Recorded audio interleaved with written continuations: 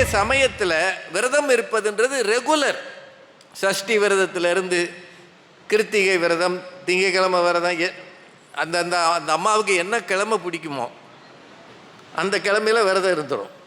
இருக்கிறாங்க இல்லை? இப்போது ஏன் விரதம் இருக்கணும்? எல்லா சமயங்களும் விரதம் என்பதை பற்றி நமக்கு ஏன் அறிமுகம் செய்கின்றன? ஒரே காரணம்தான், உனக்கு பசி என்பது புரிந்தால்தான் பிறருக்கு பசிக்கும் என்பதும் உனக்கு புரியும். இல்லை பேப்பர் பார்க்குறீங்களா இல்லையா? சரி, பேப்பர் எதுக்கு சொல்லுவானே? யூடியூப் பார்க்குறீங்களா இல்லையா? சரி, அதையே சொல்லுவானே. ரீல்ஸ் பார்க்குறீங்களா இல்லையா? இப்போ எது ஈஸினா ரீல்ஸ் தான். எல்லாரும் ரீல்ஸ் தான். ஒன்று பார்க்குறாங்க அல்லது ஆடுறாங்க, எல்லாம் பார்க்குறாங்க. நீங்கள் எதை பார்க்குறீங்களோ அதை அது கொடுத்துக்கிட்டே இருக்கும். இப்போ நீங்கள் ஒன்றும் வேண்டாம், தூக்கம் வரவில்லைன்னு மட்டும் யூடியூப்பில் போடுங்க, 100 மெசேஜ் 100 செய்தி வரும் எப்படி தூங்குறதுன்னு. அதை பார்த்தாலே உங்களுக்கு தூக்கம் போயிடும். என்ன கீரை சாப்பிடலாம்னு டைப் பண்ணுங்க, அவ்வளோதான். உலகத்தில் இல்லாத கீரையெல்லாம் கொண்டு வந்து கொடுத்துருவாங்க. அப்போ ஒருத்தன் சொல்லுவான் இந்த கீரையை அவிச்சு சாப்பிடணும்னா, ஒருத்தன் சொல்லுவான் சூப்பு வச்சு சாப்பிடணும்னா, ஒருத்தன் காலையில் சாப்பிடணும்னா, ஒருத்தன் மத்தியானம் சாப்பிடணும்னா, கடைசியில் நமக்கு அந்த கீரை சாப்பிடவே வேண்டாம்னு முடிவாயிடும். அவர் ரொம்ப ஒதுக்குப்புறம், ஆனால் நல்ல ஓரம், மெயின் ரோட்லேருந்து விலகி ஒரு மரத்தடியில் அப்படி ஓரமாக, ஐயா சாப்பிடுங்கய்யா அப்படின்னாரு. உள்ள லைட் இருக்குல்ல வண்டிக்குள்ளே, அந்த லைட்டை போட்டார். எனக்கு என்னவோ முதல்ல தோசையை சாப்பிடுவோம் அப்படின்னு அதை கையில் எடுத்து அந்த சாம்பாரை ஊற்றி கை வைக்கிறேன். இந்த மரத்தடியிலேருந்து ஒருத்தர் எந்திரிச்சு, ஐயா பசிக்குது அப்படின்னாரு. எனக்கு பகீர்னு போச்சு. என்னடா இந்த மரத்தடியில் இந்த இருட்டில் ஒருத்தன் பசியோடு இருக்கானா? நான் ஆச்சரியமாக பார்த்தேன். என்னையானா அந்த ஆள் கண்ணில் பசி தெரிஞ்சது. ஒரு மனுஷன் கண்ணில் பசி தெரியுமா அப்படின்றது அந்த இருட்டில் என் கண்ணில் பட்டது. பசித்தவர் முகம் பார் அப்படின்றது அன்னைக்கு தான் நான் பிரத்யட்சமாக பார்த்தேன். ஒரு ஹோட்டல் நடத்துகிறார். அந்த ஹோட்டலில் அவர் என்ன செய்கிறாரு, யார் வேணாலும் சாப்பிடு, நல்லா சாப்பிடு, காசு கிடையாது. போகும்போது ஓரமாக ஒரு மரப்பில், நம்ம ஓட்டு போடுவோம்ல, ஒரு மரப்பு வச்சு ஓட்டு, அது மாதிரி ஒரு இடத்துல ஒரு உண்டியல் இருக்கும், தோன்ற தொகையை போடு, ஒன்றுமே போடாட்டியும் பரவாயில்லைன்னு கெத்தேல் சாய்புன்னு ஒருத்தர், இது வாழ்ந்த கதை, இது பொய் கதை இல்லை, அப்படி ஒருத்தர் அங்கே இருந்திருக்கிறார் கேரளா பக்கம். அவரை பற்றி ஒரு கதை இருக்குது. அவன் அதுக்கப்புறம் அவர் போய், அவர் அது மட்டும் இல்லை, நல்லா சாப்பிடுன்னு கட்டாயப்படுத்துவாராம். இன்னொன்று நான் இதையும் செய்தியாக பார்த்தேன். திருச்சியில் சிங்காரத்தோப்பு அப்படின்ற ஒரு இடத்துல ஸ்ரீ லக்ஷ்மி மெஸ்ன்னு ஒன்று இருக்கான். பிரதீப்னு ஒருத்தர் அதை இன்னைக்கு நடத்துகிறார். அவர் என்ன பண்ணுறாராம், எங்கள் ஹோட்டலில் சாப்பாடு 100 ரூபா, ஆனால் நீ ஏழை இருக்குது அப்படின்னா 20 ரூபா கொடுத்தாலும் சாப்பிட்டுக்க, 30 ரூபா கொடுத்தாலும் சாப்பிட்டுக்க, வந்துட்டு பசியோடு போகாதேன்னு கெத்தேல் சாய்பு மாதிரி இன்றைக்கும் ஒருவர் திருச்சியில் இருக்கிறார் என்றால் எவ்வளவு முக்கியம் அது. சமீபத்தில் வந்த படங்களில் மிகச்சிறந்த படம்னு நான் நினைக்கிற படம் மெய்யழகன் தான். உறவுகளின் பெருமையை அது ரொம்ப நல்லா சொல்லிக்கும். யூடியூப்பில் இதில் இருக்குது, நெட்ஃப்ளிக்ஸில் இருக்குதுன்னு நினைக்கிறேன், பார்க்கலாம். ரொம்ப நல்ல படம், உறவுகளை விட்டு எப்படி விலகிட்டோம்னு. அந்த படத்தில் ஒரு வீட்டில் நிறைய கிழிகள் பறக்கிறதா இருக்கும். அந்த வீடு தான் இந்த வீடு. அவங்க வாழுகிற இடத்த தான் இவங்க போய் படமாக்கியிருக்காங்க. அந்த வீட்டில் இருக்கிறவங்க 15 வருடங்களாக கிழிகளுக்கும் பறவைகளுக்கும் உணவு தர்றாங்களாம். டெய்லி காலையில் 6லிருந்து 6:30 வரை, மாலை 5:30லிருந்து 6 வரை அந்த வீட்டுக்கு ஆயிரக்கணக்கில் கிழிகளும் புறாக்களும் வருகின்றன. ஒவ்வொரு நாளும் குறைந்தது 15 கிலோ அரிசியை ஊற வச்சு அவங்க உணவாக தர்றாங்க. 15 கிலோ. அதில் முக்கியமான விஷயம் என்னென்னா, 15 வருஷமாக அவங்க 2 பேரும் ஊரை விட்டு போகிறதில்ல. அவசரத்துக்கு எங்கேயாவது போகணும்னா ஒருத்தர் மட்டும் போகிறாங்களாம். அவங்க வீட்டு பெண்ணுக்கு திருமணம், அவங்க மகளுக்கு கல்யாணம், அன்னைக்கு கூட இந்த கிழிகளுக்கு உணவு தந்து விட்டுத்தான் கல்யாண மண்டபத்துக்கு போனார்கள் என்பது ஆச்சரியமாக இருக்கிறது. இதை சாப்பிடுவதற்கு எனக்கு தகுதி இருக்கா? நான் என்ன நல்லது செஞ்சுருக்கேன்? ஒன்றுமே செய்யலை. அரை நாள் ஷூட்டிங்கை கெடுத்திருக்கேன் அப்படின்னு மனசுக்குள்ளே நிஜமாகவே எனக்கு பயங்கர வருத்தம். பக்கத்து கேபினில் டைரக்டர் இருந்தார், அவர்கிட்ட போனேன், சார் நீ விட்டுருங்க, நான் பாண்டியன் எக்ஸ்பிரஸில் மதுரைக்கு போயிடுறேன், எனக்கு இதெல்லாம் வராது, சங்கடமாக இருக்குது சார், ரொம்ப கஷ்டமாக இருக்குது, வெக்கமாக இருக்குது சார். இது நிஜமாகவே நான் அவர்கிட்ட பேசினது. அவர் இன்றைக்கும் அவர் இருக்கிறார், அவர்கிட்ட கேட்டு தெரிஞ்சுக்கலாம். இப்போ பக்கத்தில் ரஜினி சார் சாப்பிட்டுட்டு இருந்தார். அவர் என்னை பார்த்தாரு, ராஜா எத்தனாவது படம் நடிக்கிறீங்கன்னாரு. சார் என்ன சார் கேவலமாக கேட்குறீங்க, எத்தனாவது நாள்? இன்னைக்கு தான். ஓ, முதல் நாள், முதல் படத்துலையே டேக் வாங்காமல் நடிக்கிற அளவு சூப்பர் நடிகரா நீங்கள் அப்படின்னாரு. இல்லை சார்ண்ணே. அப்போ போய் சாப்பிடுங்க போங்கன்றார். தருமபுரியில் நடைபெற்ற ஆன்மீகத்தில் ஆனந்தம் நிகழ்வில் பிரபல பட்டிமன்ற பேச்சாளர் பட்டிமன்றம் ராஜா அவர்கள் பகுத்துண்டு பல்லுயிர் ஓம்புதல் என்னும் தலைப்பில் ஆற்றிய உரையின் முழுமையான தொகுப்பினை இங்கே பதிவேற்றம் செய்திருக்கின்றோம். ஒரு வேலை நாடிலும் மாலை நேரத்தில் பெருந்திரளாக வருகை தந்திருக்கக்கூடிய தருமபுரி நகர் பகுதி வாழ் பெரியோர்களே, தாய்மார்களே, ஆன்மீக அன்பர்களே, உங்கள் அத்தனை பேருக்கும் என்னுடைய அன்பான வணக்கத்தை முதலில் தெரிவித்துக் கொள்கிறேன். 91 நிகழ்ச்சி நடத்துவது, ஒவ்வொரு மாதமும் ஒரு நிகழ்ச்சி நடத்துவது என்பது எளிமையானதல்ல. ஐயா அவர்கள் பேசும்போது நீங்கள் சொல்லுங்க அப்படின்னாரு. அது ரொம்ப கஷ்டம்னு எனக்கு தெரியும். பேசுறது எவ்வளோ கஷ்டமோ கேட்குறது அவ்வளோ கஷ்டம்னு உங்களுக்கும் தெரியும். அதனால தான் பல நேரங்களில் வர்றதில்லை. ஆன்மீகம் அப்படின்றது தலைப்பு கொடுத்தாலே மக்கள் வரமாட்டாங்க, கோயிலுக்குள்ளே வருவாங்க. ஏன்னா சாமி பார்த்துட்டு போகிற போக்கில் பார்த்துருவாங்க. தனியாக ஒரு அரங்கத்தில் ஆன்மீகம்னு போட்டால் ரொம்ப பெரிய பேர் இருக்கணும், அல்லது ஏதாவது ஒரு அமைப்பு சார்ந்த குருஜி இருக்கணும். சரியா? ஒரு பெரிய நிறுவனத்தை நடத்துகிற ஒரு குரு இருந்தாருன்னா அதுக்கு வருவாங்க, காசு கொடுத்தே வருவாங்க. பேச்சாளர்கள் பேரை போட்டோன்னா யோசிப்பாங்க, இந்த ஆள் பட்டிமன்றம் பேசுகிறவன் தானே. இதனாலேயே நான் ஆன்மீக பேச்சுகளுக்கு வர்றதில்லை. உண்மையை சொல்லிடுறேன். நாங்கள் எதிர்த்து மறுத்து சிரிக்க வச்சு பழகிட்டோம். இங்கே வந்து கொஞ்சம் ஏதாவது யோசித்து சொல்லணும்னா மக்கள், இவருக்கு இது எதுக்கு வேலை, அதுக்கு தான் நிறைய பேர் இருக்காங்களே அப்படின்னு வரமாட்டாங்க. இது டிஎன்சி குரூப்ஸ் நடத்துறதுன்னு சொன்னதுனால தான் நான் இதுக்கு ஒத்துக்கிட்டேன், இல்லாட்டி நேற்றே ஊருக்கு போயிருப்பேன். அதனால் அந்த குடும்பத்தை எனக்கு தெரியும், அவர்கள் நீண்ட காலம் தொடர்பில் இருக்கிறோம். நான் அவர்களுக்காக நிகழ்ச்சி பண்ணியிருக்கேன், அவங்க கல்வி நிறுவனங்களிலெல்லாம் வந்திருக்கிறேன். அவங்க ரொம்ப எளிமையாக இருப்பாங்க, ஆனால் மிகச்சிறந்த சிந்தனையோடு இயங்குவாங்க. அதனால தான் அந்த நிகழ்ச்சிக்கு வந்தேன். வந்திருக்கிற ஒவ்வொருவருக்கும் என்னுடைய தனிப்பட்ட நன்றியை தெரிவித்துக் கொள்கிறேன். ஏன்னா சமயம் சார்ந்து பேசியே பழகி இருக்கிறோம். ஆன்மீகம் என்பது உங்கள் எல்லாருக்கும் தெரியும், சமயத்தை விட கொஞ்சம் மேலானது, அதிலிருந்து கொஞ்சம் உயர்ந்தது, பக்தியிலிருந்து இன்னும் பக்தியில் பழுத்து அதற்கு மேலே போவது. இப்போ அன்புக்கும் அருளுக்கும் இருக்கிற வித்தியாசம்தான். அன்பு என்பது தமக்கு அறிமுகமானவர்கள், தம்மை சார்ந்தவர்கள் மீது காட்டப்படுவது. ஆனால் அருள் என்பது எல்லா உயிர்கள் மீதும் காட்டப்படுவது. அதுபோலத்தான் தம்மை சார்ந்தவர்களோடு, தாம் விரும்புகிற சமயத்தோடு, தாம் வழிபடுகிற இறைவன் மீது வைப்பது பக்தி.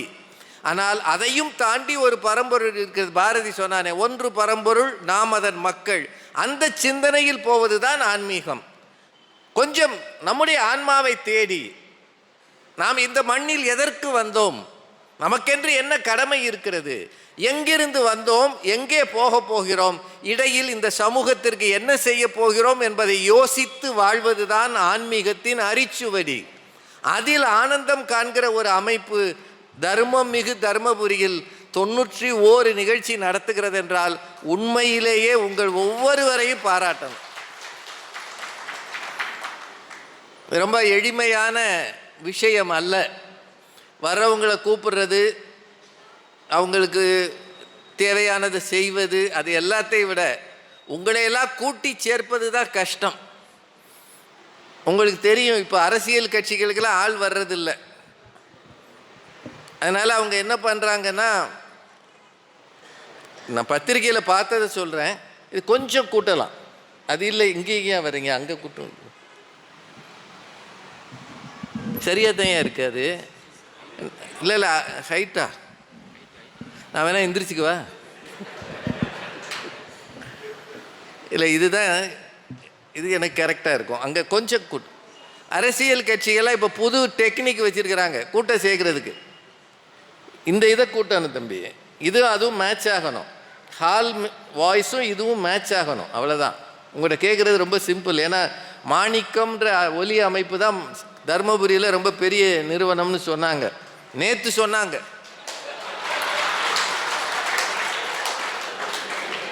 நீங்கள் எதுக்காக சிரிச்சிங்க? இல்லை நேற்று ஏன் சொன்னாங்கன்னா, நேற்று ஒரு சிக்கலான இடத்துல அந்த மைக்கில் மாட்டிக்கிட்டோம் நாங்கள். அப்போ எல்லாரும் சொன்னாங்க மாணிக்கம் வந்திருந்தா இந்த பிரச்சனை வந்திருக்காதுன்னு சொன்னாங்க. எனக்கு இவங்க வராமலே இந்த ஒலிபெருக்கி நிறுவனத்தை தெரியும். நேற்று சொன்னாங்க, நேற்று ஒரு இடத்துல அரை மணி நேரம் மைக் இல்லாமல் உட்காந்துருந்தோம். அதனால தான் இப்போது ஒரு அரசியல் கட்சிகள்லாம் இன்றைக்கி என்ன செய்கிறாங்கன்னா, கூட்டத்துக்கு ஆள் வர்றதுக்கு காசு கொடுத்து கூட்டிகிட்டு வராங்க சில இடத்துல. அது ஊர்வலம் பேரணிக்கு.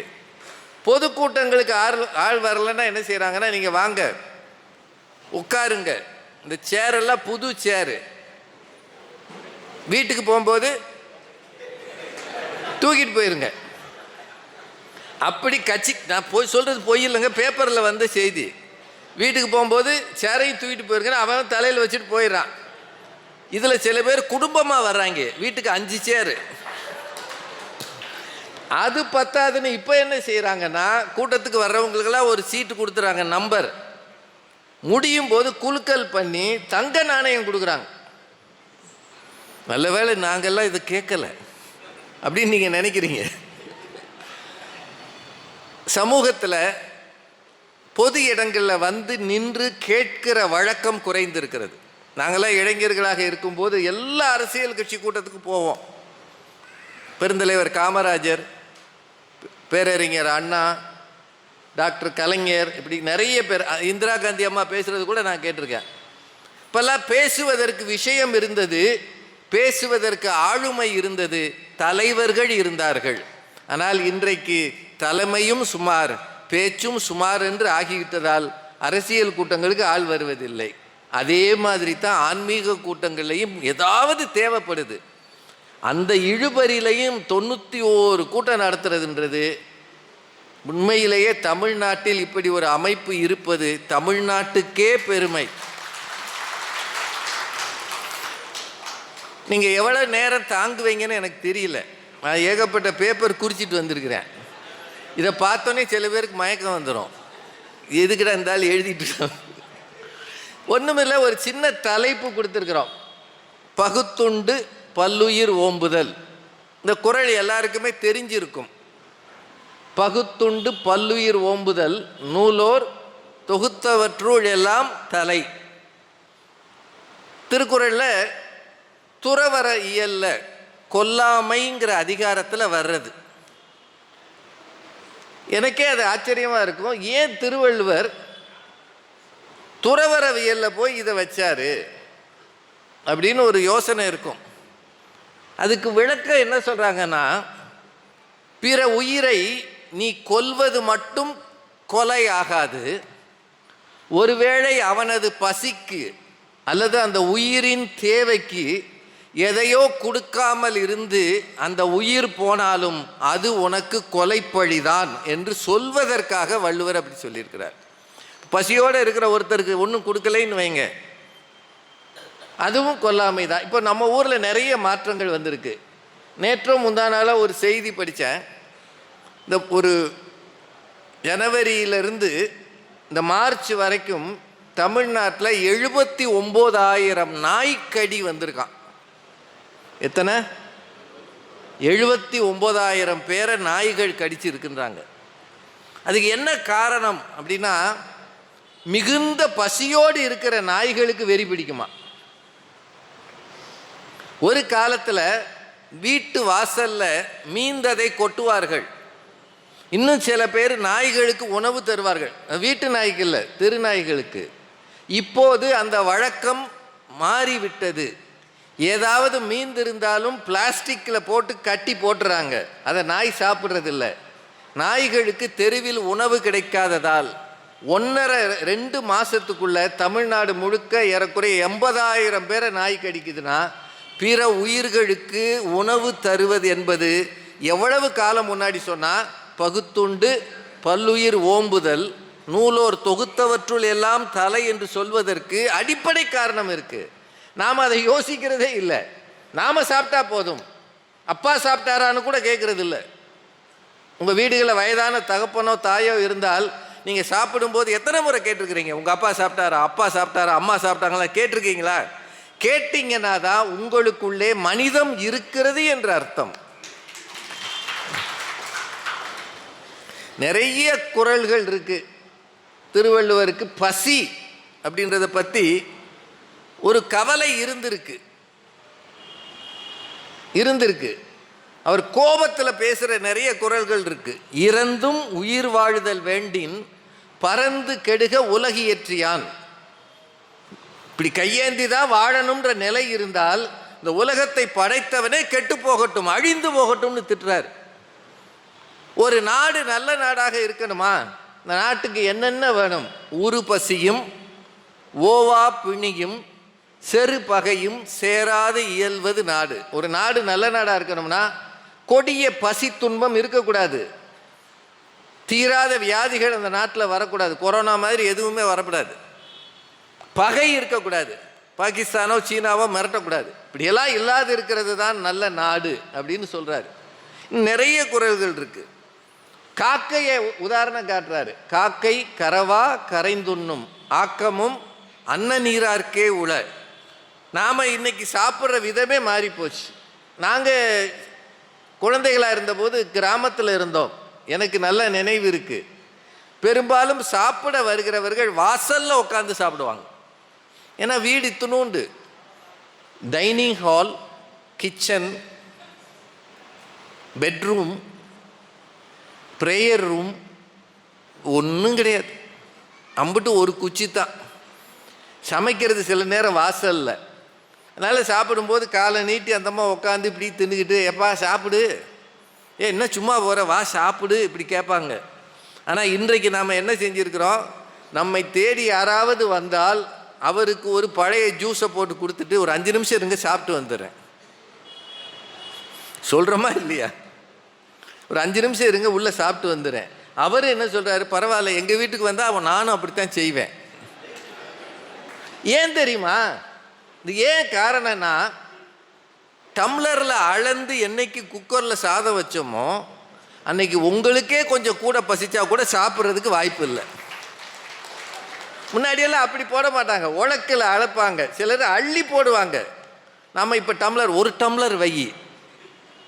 ஏன்னா குக்கர் சாதத்தை ஊற்றி தண்ணி ஊற்றி நீராகாரம் ஆக்கவும் முடியாது, வேஸ்ட்டாக போகும், நேரம் ஆக வரன்னு போயிடும். அதனால் சமைக்கிறவங்க நமக்கே ஃபோன் பண்ணுவாங்க, எப்போ வருவீங்க? 8 மணிக்கா? எத்தனை தோசை வேணும்? ஏம்மா 8 மணிக்கு எப்போ எப்படி பசிக்கும்னு இப்போ எப்படிம்மா சொல்கிறது? சொல்லுங்க. ஒரு தடவை அடுப்பு ஏற்றினா திரும்ப கிட்ட போக மாட்டேன். ஏம்மா அது என்ன போகக்கூடாத இடமா? இதெல்லாம் தேவையில்லாத பேச்சு. 2ஆ 3ஆ 4ஆ, அப்புறம் பாதியில் இருந்து திரும்ப ஒரு தோசை வேணும்னு கேட்டிங்கன்னா கிடைக்காது. அப்படி சொல்கிறாங்களா இல்லையாங்க? இல்லையா?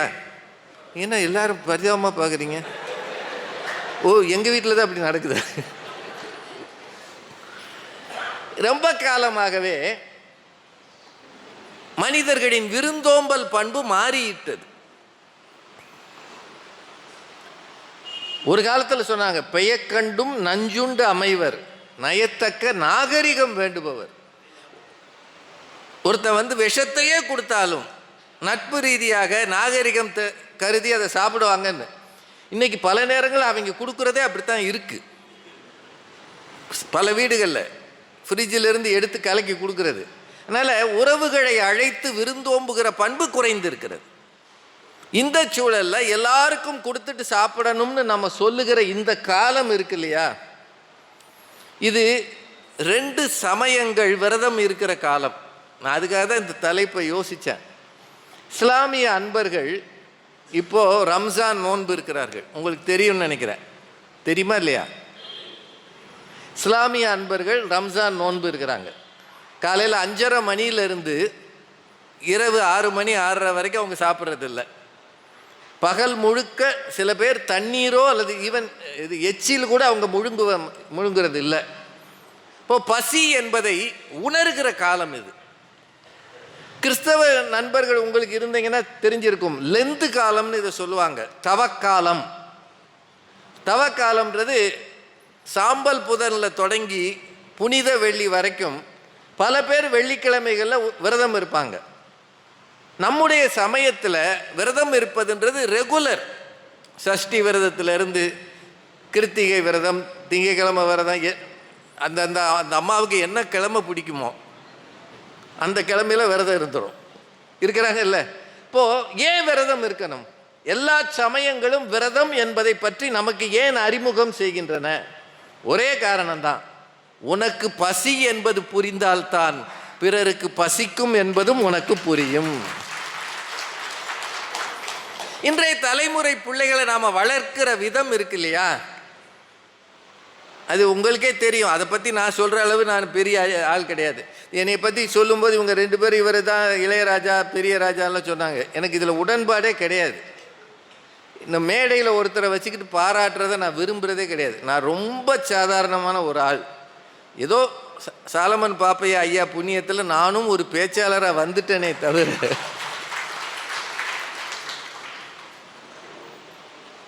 அந்த அளவுக்கு நமக்கு பெரிய சிந்தனைகள் போக்கெல்லாம் நான் நினைக்கிறது இல்லை. சமூகத்தில் டிவியில் வந்ததுனால தெரியும், கற்றுக்கொண்டு இருக்கிறோம், அவ்வளோதான். இன்னும் கற்றுக்கொள்ள வேண்டியது நிறைய இருக்குது.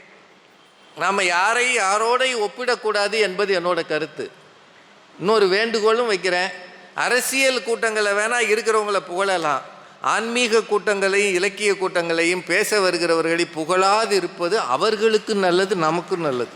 இது வேண்டுகோளாக வைக்கிறேன்.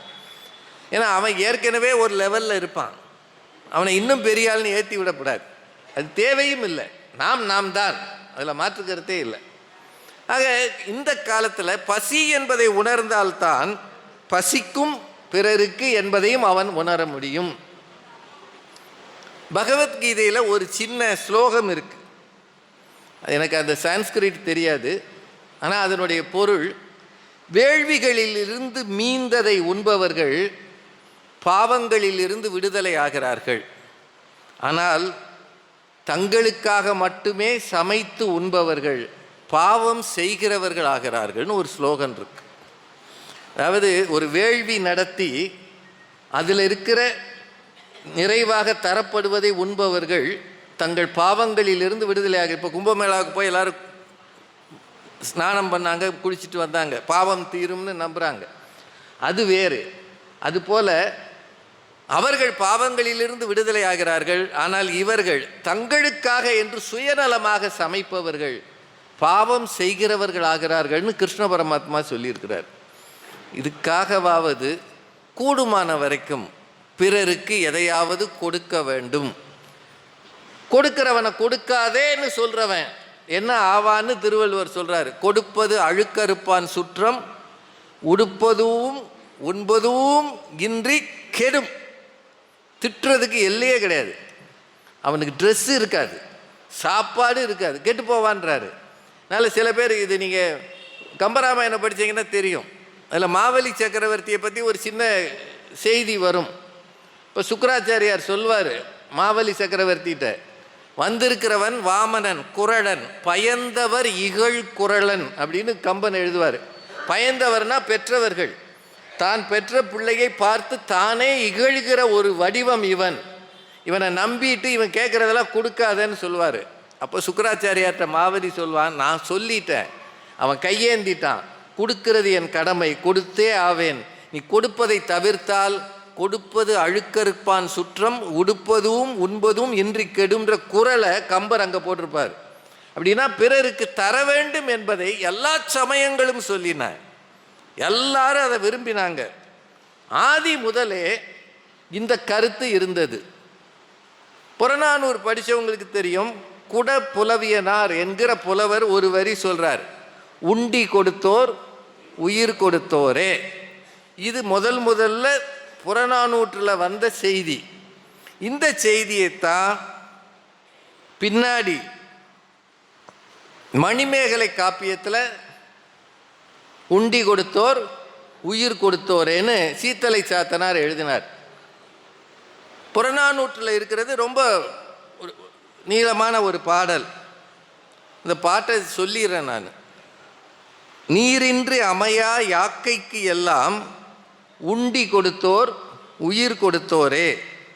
உண்டி முதற்றே உணவின் பிண்டம். உணவு எனப்படுவது நிலத்தொடு நீரே. நீரும் நிலமும் சேர்ந்தது தான் உணவின் அடையாளம். அதனால் அவர் என்ன சொல்கிறாரு, நீரும் நிலனும் புணரியோர் ஈண்டு உடம்பும் உயிரும் படைத்திசினோரே. இது பழைய பாட்டுங்க. நம்ம சொன்னோம்னா மயக்கமாக இருக்கும். ஏற்கனவே அரங்கத்தில் புழுக்கமாக இருக்குது.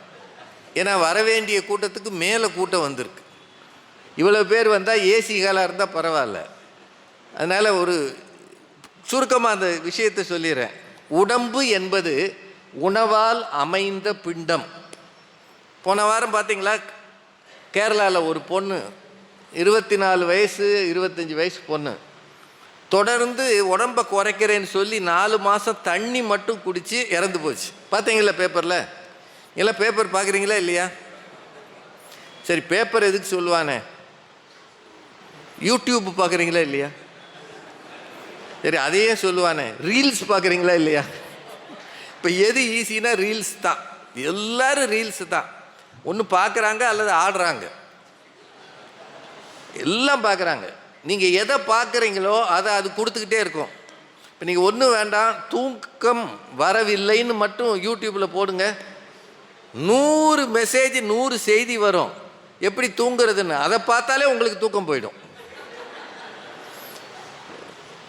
என்ன கீரை சாப்பிடலாம்னு டைப் பண்ணுங்க, அவ்வளோதான். உலகத்தில் இல்லாத கீரையெல்லாம் கொண்டு வந்து கொடுத்துருவாங்க. அப்போ ஒருத்தன் சொல்லுவான் இந்த கீரையை அவிச்சு சாப்பிடணும்னா, ஒருத்தன் சொல்லுவான் சூப்பு வச்சு சாப்பிடணும்னா, ஒருத்தன் காலையில் சாப்பிடணும்னா, ஒருத்தன் மத்தியானம் சாப்பிடணும்னா, கடைசியில் நமக்கு அந்த கீரை சாப்பிடவே வேண்டாம்னு முடிவாயிடும். இப்போது அந்த அளவுக்கு இருக்கு இல்லையா? இந்த செய்தியை பார்த்து எனக்கு ஆச்சரியமாக இருந்தது. வெறும் தண்ணியை குடிச்சிட்டு உடம்பை குறைக்கணும்னு ஒரு பொண்ணு இருக்குன்னு. உடம்பு என்பது உணவால் ஆனது. இதை எவ்வளோ காலம் முன்னாடி சொல்லியிருக்கான். உடம்பில் உயிர் வேண்டுமெனில் உணவு கட்டாயம் வேண்டும். உணவு என்பது நீரும் நிலமும் சேர்ந்தது. நீரை அதிகம் தேக்கினால் மண்ணில் விளைச்சலை பெருக்கலாம். விளைச்சலை பெருக்க நீரை தேக்குகிறவர்கள் இருக்கிறார்களே, அவர்கள்தான் இந்த உடலில் உயிரை படைத்தவர்கள் அவர் முடிக்கிறார். ரொம்ப முக்கியமான விஷயம் அது. உடலில் உயிரை படைத்தவன் யாரு? பிரம்மன், இறைவன். ஆனால் இந்த பூமியில் ஏரிகளையும் குளங்களையும் வெட்டி எவன் ஒருவன் நீரை தேக்குகிறானோ அவன் உடம்பில் உயிரை படைக்கிற கடவுளுக்கு நிகரானவன் என்று புறநானூற்று காலத்தில் குட புலவியனார் என்கிற புலவர் நெடுஞ்செழியன் என்கிற அரசனுக்கு சொல்லியிருக்கிறார். 2000 வருஷம் முன்னாடியே ஊரை கெடுத்துறாதீங்கடா, எல்லா இடத்தையும் குளம் கிணறெல்லாம் தூத்துறாதீங்க, ஆற்றுல மண்ணை அள்ளிடாதீங்க அப்படின்னு சொல்லியிருக்கிறாங்க. நான் இந்த மண்ணிலே இயற்கையை பாதுகாக்க எவ்வளவு காலமாக பாடுபட்டு இருக்கிறார்கள். உணவு என்பது எவ்வளவு முக்கியமானதுன்னு சொல்லியிருக்கிறாங்க. இதை வச்சு தான் மணிமேகலை காப்பியத்தில் வரும்போது மண் திணி ஞாலத்து வாழ்வோர்க்கெல்லாம் உண்டி கொடுத்தோர் உயிர் கொடுத்தோரே. அந்த கதை உங்களுக்கு எல்லாருக்கும் தெரிஞ்சிருக்கும். அமுத சுரபின்னு ஒரு அட்சய பாத்திரம், அமுத சுரபின்னு ஒரு புத்தகமும் இருக்குது. இப்போ தமிழில் வருகிற ஒரு அருமையான மாத பத்திரிகை அமுத சுரபி. அது அந்த காலத்தில் அமுத சுரபின்ற ஒரு அருமையான பாத்திரத்தை மணிமேகலை கையில் ஒரு தெய்வம், பெண் தெய்வம் கொடுக்கும் மணி பல்லவ தீவில். அந்த பாத்திரத்தில் என்ன விசேஷம்னா, அதில் உணவை போட்டுட்டிங்கன்னா குறையாது, அள்ளி அள்ளி எல்லாருக்கும் கொடுக்கலாம்.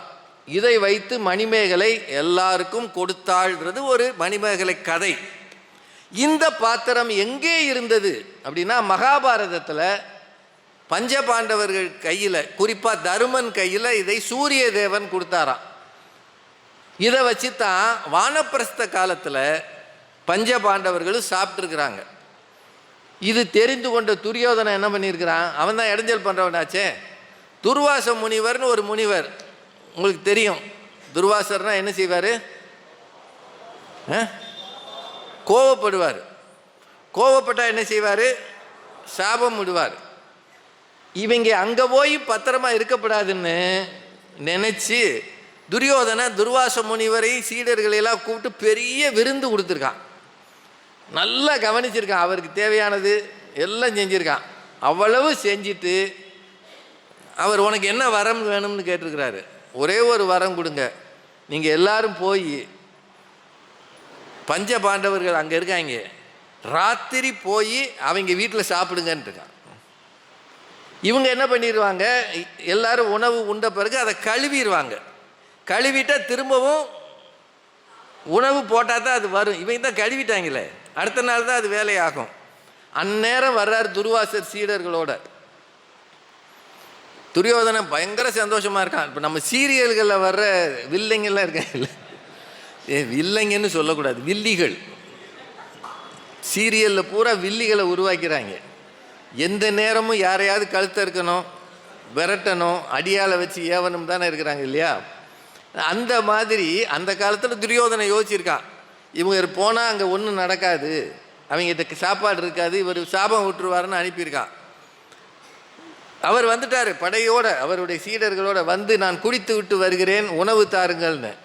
இப்போ திரௌபதி போய் கிருஷ்ண பரமாத்மா வேண்டுனாங்களாம், ஏதாவது செய் கண்ணா, நான் மாட்டிக்கிட்டேன் இந்த மாதிரின்னு. இப்போது அந்த பாத்திரத்தில் ஏதாவது ஒட்டி இருக்கான்னு கேட்டாராம். ஒரு சிலர் சொல்கிறாங்க ஒரு பருக்கை ஒட்டி இருந்ததுன்னு, ஒரு சிலர் சொல்கிறாங்க ஒரு சின்ன இலை, ஒரு கீரை ஒட்டி இருந்ததுன்னு. கிருஷ்ணன் அதை கூட நான் சாப்பிட்றேனாராம். அவர் சாப்பிட்டாராம். துர்வாசருக்கும் அவர் சீடர்களுக்கும் வயிறு நிறைந்ததாம். எப்படியெல்லாம் பசியை போக்கியிருக்காங்க பாருங்கள். எப்படி ஒருத்தன் டெக்னிக் பண்ண கிருஷ்ண பரமாத்மா அதை சரி பண்ணியிருக்கிறாரு. அதாவது எங்கள் ஊர் மதுரை, எங்கள் ஊர் மதுரையில் சிவபெருமான் முதுகில் விழுந்த ஒரு அடி அவ்வளவு ஜீவராசிகள் மேலேயும் விழுந்ததுன்னு சொல்லுவாங்க. அது மாதிரி கிருஷ்ண பரமாத்மா அவனது சாப்பிட்ட ஒரு சின்ன துகள் அத்தனை பேருக்கும் பசியாற்றியது அப்படின்னு பாரத கதையில் இருக்குது. இப்போ எத்தனை பேர் இருந்தாலும் எல்லாருக்கும் உணவு தர வேண்டும் என்பதை காலம் காலமாக சொல்லியிருக்கிறார்கள். கம்பன் படிச்சிங்கன்னா கோசல நாட்டில் என்ன சாப்பிட்டாங்க அப்படின்னு ஒரு பாடல் இருக்கு. கோசல நாட்டின் சிறப்பு. இப்போ நம்ம இன்னைக்கு நீங்கள் சாப்பாட்டுக்கு போனீங்கன்னா ஏதாவது என்ன சாப்பிட்றீங்கன்னு கேட்டால் அதை விடுங்க, பந்தியில் உட்காரும்போது சாப்பிட்டுக்கிட்டு இருக்கீங்க, அடுத்து சாதம் வேணும்னா என்ன கேட்பீங்க, ரைஸ் கொண்டாங்க அதானங்க கேட்குறீங்க. இல்லை யாராவது சோறு கொடுங்கன்னு யாராவது கேட்டிருக்கீங்களா? ஒருவேளை ஒரு பந்தியில் உட்காந்து எனக்கு சோறு கொண்டான்னு சொன்னீங்கன்னா பக்கத்தில் ஓடி பார்ப்பான், இவன் கூடயா நான் சாப்பிட்றேன், என்ன சோறுன்றான். சோறுன்றது கீழான ஒரு சொல்லா போச்சு. அதுலேயும் புளி ரைஸுன்றாங்க. புளின்றது என்னன்னு தெரியல, புளிச்சாதமா, புளி rice, white rice, curd rice, jeera rice, ghee rice, இன்னும் என்னென்ன ரைஸ் இருக்குன்னு எனக்கு தெரியாது. இன்னும் கொஞ்ச நாளில் சோறுன்ற சொல்லே காணாமல் போயிடும். அதானங்க உண்மை. ஆனால் கம்பன் காலத்தில் சோறு என்கிற சொல் தான் பயன்படுத்தப்பட்டு இருக்கிறது. தமிழரின் அடையாளம் அவன் சாப்பிடுகிற சோறு. அதாங்க உண்மை. நம்ம அதை முழுக்க மாற்றிட்டோம், ரைஸ்ன்ற சொல்லு தான் வந்திருக்கு. இந்த பாடலை பாருங்களேன். முந்து முக்கனியின் நானா முதிரையின் முழுத்த நெய்யின். 3 கனி, அது என்னன்னு உங்களுக்கு தெரியும், மா பலா. ஏன்னா உங்கள் ஊரில் கனியை பற்றி பேசுகிறது தப்பு. நெல்லிக்கனியவே அவைக்கு கொடுத்த பெருமைக்குரிய ஊர் உங்கள் ஊர். அதுவும் ஒரு அரசன் ஒரு புலவருக்கு கொடுத்தது. வாழ்நாள் நீட்டித்து கொண்டே போகும். எவ்வளோ முக்கியமான விஷயம் தெரியுமா? தகடூர் என்கிற இந்த ஊர் தமிழுக்கு எத்தனை பெருமை சேர்த்தது என்பதற்கு ஒரு அரசன் இறங்கி வந்து ஒரு புலவர் வாழ வேண்டும் என்று வாழ்த்திய ஒரு ஊர் இந்த ஊர் தான். அதில் பெரிய ஆச்சரியம் அது. தமிழ் வளர்ந்த ஊர், தமிழ் பிறந்த ஊர், தமிழ் சங்கம் வைத்த ஊர் என்று பல பேர்கள் இருக்கு. எல்லா ஊர்களும் பெரிய ஊர் தான். ஆனால் தமிழ் புலவரை வாழ வைத்த ஊர் அப்படின்னா தருமபுரி என்னும் தகடூர் தான். இப்போ முக்கனியின் நானா முதிரையின் முழுத்த நெய்யின் செந்தயிர் கண்டம் கண்டம் இடையிடை செறிந்த சோற்றின் தம் தம் இல் இருந்து தாமும் விருந்தோடும் தமரினோடும் அந்தனர் முதலோர் உண்டி அயிலுறும் அமல எங்கும்னு ஒரு பாட்டு இருக்குது. இதெல்லாம் நீங்கள் அந்த கோசல நாட்டு வளத்தில் நீங்கள் பார்த்துக்கலாம். இப்போதெல்லாம் அந்த இலக்கியங்கள் பேசுகிறது ரொம்ப சிரமம்னு எங்களுக்கும் தெரியும். சொல்ல ஆரம்பித்தா மக்கள் பரிதாபமாக பார்ப்பாங்க. ஏன்னா அது புரியாது. முதல்ல இந்த பாட்டுக்கு மீனிங் அர்த்தம் சொல்லிடுறேன். அந்த கோசல நாட்டில் ஒரே சத்தமாக இருக்குது, சாப்பிட்றாங்க. நம்ம ஊரில் தான் சத்தம் போட்டு சாப்பிடுவோம். சில ஹோட்டலுக்குள்ளே போங்க, போய் உட்காந்திங்கன்னா ஒரே கத்து, ஏய் அதை கொண்டா, ஏய் இதை கொண்டா, ஏய் இதை கை வைக்காத, ஏய் இதை சாம்பார் கொண்டா, அப்படி கத்துறோம்ல. அந்த ஊர்லேயும் கத்திக்கிட்டு சாப்பிட்றாங்களா, அந்த சத்தம் ஊரெல்லாம் கேட்குது. என்னென்ன சாப்பிட்றாங்கன்னா முக்கனி சாப்பிட்றாங்க, அப்புறம் நெய் ஊற்றிய தயிரோடு சேர்த்த பல வகையான பருப்பு வகைகள். நானா முதிரைன்றது பருப்பு, பல வகையான பருப்பு எல்லாம் சேர்ந்தது உணவை அவங்க சாப்பிட்றாங்க. இடையிடையே செறிந்த சோற்றின், சில சாப்பாட்டில் நெய் இருக்குது, சில சாப்பாட்டில் இனிப்பு இருக்குது, சில சாப்பாட்டில் தயிர் இருக்குது. இவ்வளவையும் அவங்க எப்படி சாப்பிட்றாங்களாம்? தம் தம் இல் இருந்து, அவங்கவுங்க வீட்டில் இருந்து. இதுதான் முக்கியம். அவன் என்ன சாப்பிட்டான்றது முக்கியம் இல்லை. தம் தம் இல் இருந்து தாமும் விருந்தோடும் தமரினோடும், தன்னுடைய உறவினர்களோடு. விருந்தினர், விருந்துன்ற சொல்லுக்கு தமிழில் அர்த்தம் என்னன்னு உங்களுக்கு தெரிஞ்சிருக்கும். சொந்தக்காரங்க அல்ல, அறிமுகமே இல்லாதவர்கள், அவர்களுக்கு பேர் தான் விருந்து. தம் தம் இல்லிருந்து தமரினோடும், உறவினர்களோடு. ஆனால் அறிமுகமே இல்லாதவர்களை அழைத்து சாப்பிடுகிற நகரம், நாடு கோசல நாடுன்னு ரொம்ப காலத்துக்கு முன்னாடி கம்பர் எழுதியிருக்கிறார். அதனால தான் ராமனும் லக்ஷ்மணனும் சீத்தையும் காட்டுக்குள்ளே போகிறாங்க. கங்கை கரையில் அவங்கள பார்க்குறதுக்கு யார் வர்றாரு? குகன் வர்றாரு. என்ன கொண்டு வர்றாரு? தேனும் மீனும். தேனும் மீனும். இவர் இது சாப்பிடுவாரா சாப்பிட மாட்டாரான்னு தெரியாது. அவங்ககிட்ட என்ன இருக்கோ அதை கொண்டு வந்தான். கொண்டு வந்து தேனையும் மீனையும் திருத்தினன் கொணர்ந்தேன்னு சொல்லுவான். சரி பண்ணி உனக்கேற்ற மாதிரி கொண்டதே. நீங்கள் எப்பயாவது ஜப்பான் நாட்டுக்கு போனீங்கன்னா காலை உணவே பச்சை மீனை சாப்பிடுவாங்க அவங்க, நான் பார்த்துருக்குறேன். ஆனால் அதை ஒரு மாதிரி பதப்படுத்தியிருப்பாங்க. பச்சைன்னா உயிரோடு இருக்காது, அறுத்தது தான், வெட்டியிருப்பாங்க. அதை சாப்பிட்றத நான் கண்ணால் பார்த்துருக்குறேன். அவன் வாழ்க்கை முறையில் அவன் மீன் சாப்பிட்டு பழகினவன், அதை கொண்டாந்து ராமனுக்கு கொடுப்பான். ராமன் என்ன செய்வாருன்றீங்க? கம்பர் எழுதின இடத்துல ரொம்ப அழகான இடம் அது. அவர் என்ன செய்வார்? அன்போடு எதை கொண்டு வந்தாலும் எனக்கு உரியது, அதை சாப்பிட்ட மாதிரியே கருதி கொள்கின்றார். அவர் மட்டும் இல்லை, முனிவர்களை சேர்த்து சொல்வார். எல்லாம் சாப்பிட்ட மாதிரி தானே, அவன்லாம் ஆமான்றான். ஏன்னா ராமன் சொல்லும்போது வேணான்னு சொல்ல முடியாதுல்ல. இப்படின்னா உணவு என்பது எல்லா இடங்களிலும் முக்கியமானதாக இருக்கிறது. கம்பனில் சபரி யாருக்காக காத்திருந்தாள்? ராமபெருமானுக்காக காத்திருந்தாள். என்ன செஞ்சு வச்சிருந்தாவ? ராமனுக்காக சுவையான பழங்களை தான் சுவைத்து பார்த்து வைத்திருந்தாள். தான் சுவைத்து பழங்களை வைத்திருந்தாள். கோதை மாலையை தான் அணிந்து பெருமாளுக்கு கொடுத்த மாதிரி சபரி தான் சுவைத்து அந்த பழங்களை ராமனுக்காக வைத்திருந்தாள். அப்படின்னா எல்லா இடங்களிலுமே உணவு என்பது பேசப்படுகிற பொருளாக இருக்கிறது. இங்கே கும்பகர்ணனை பற்றி கேள்விப்பட்டிருப்பீங்க. அவன் தூங்கி எழுந்த உடனேயே என்ன சாப்பிடுவான்? 600 சகடத்து அடிசிலும் 100 குடம் கள்ளும் நுங்கினான்னு போட்டிருக்கும். 600 சகடம்னா என்ன? வண்டி. 600 வண்டி சாப்பாடும் 100 எவ்வளவு? 10,000. 100 × 10 தான் 1000. 100 100ன்னா 10,000. 10,000 குடம் கல்லையும் சாப்பிட்டானா, அதுதான் முக்கியம். அதுதான் அவனுக்கு அப்பிடைசரா. அப்பிடைசர்னா தெரியுமா? என்னங்க எல்லாருமே அமைதியாக இருக்கீங்க? போன உடனேயே சூப்பு சாப்பிட்றோம்ல, அதுக்கு பேர் தான் அப்பிடைசர். கும்பகர்ணனுக்கு எதிர அப்பிடைசர்னா 600 சகடத்து அடிசில் 100 100 குடம் கல். அப்படின்னா இப்படி சாப்பிட்டவங்களை பற்றியெல்லாம் நிறைய இருக்குது. சரி, பெரிய புராணத்துக்கு வாங்க. அதில் இருக்கக்கூடிய நாயன்மார்களில் பல பேர் என்ன செஞ்சவங்க? அடியவர்களுக்கு அமுது அளித்தவர்கள். பெரும்பகுதி பேர் அவங்களுடைய கைங்கரியமே என்னென்னா அடியவர்களுக்கு அமுது தருவது. அதானே? அதில் ரொம்ப முக்கியமாக இளையாங்குடி மாறநாயனார்னு ஒருத்தர். அவரை பற்றி உங்கள் எல்லாருக்கும் தெரிஞ்சிருக்கும்னு நினைக்கிறேன். அவர் என்ன பண்ணார்? எவ்வளவு வறுமை வந்தாலும் எல்லா சூழலிலும் வந்திருக்கிற சிவனடியார்களை விருந்து தந்து உபசரிப்பார். ஆனால் சிவபெருமான் அவரை சோதிக்கணும்னு முடிவு பண்ணிட்டார்.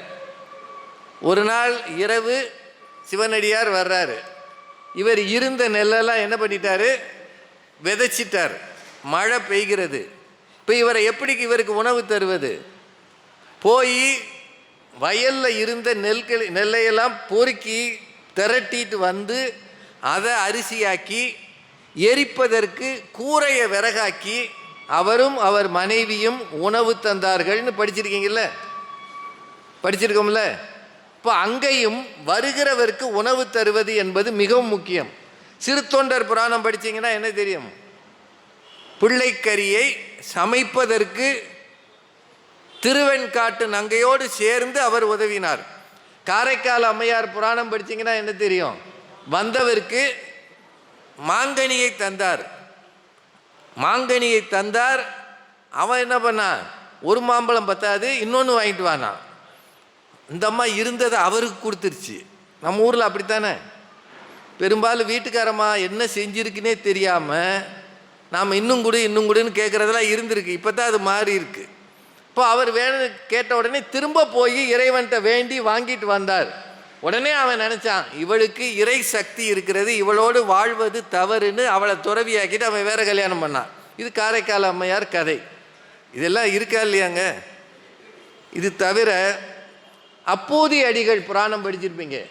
திருநாவுக்கரசர் மேலே அவர் மிகுந்த பற்று கொண்டவர்.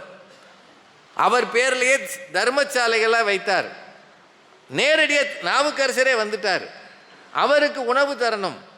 அந்த நேரம் என்ன நடந்தது?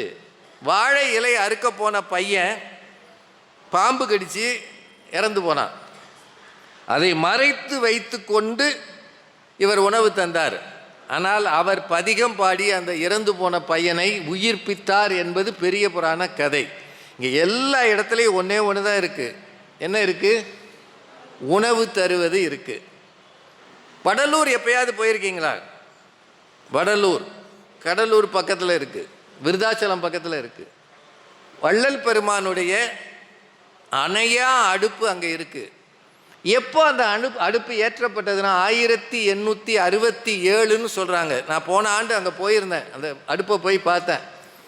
எந்த நேரம் இரவு பகலாக அந்த அடுப்பு அணையாது இருக்கிறது. அவர் அந்த அளவுக்கு வள்ளல் பெருமான் வாடிய பயிரை கண்ட போதெல்லாம் வாடினேன் அப்படின்னு அவர் வளர்ந்ததற்கு காரணம், அவர் பிறப்பதற்கு முன்னால் அவங்க அம்மா, அவங்க பேர் சின்னம்மைன்னு நினைக்கிறேன், ஒரு சிவனடியாருக்கு உணவு தர்றாங்க.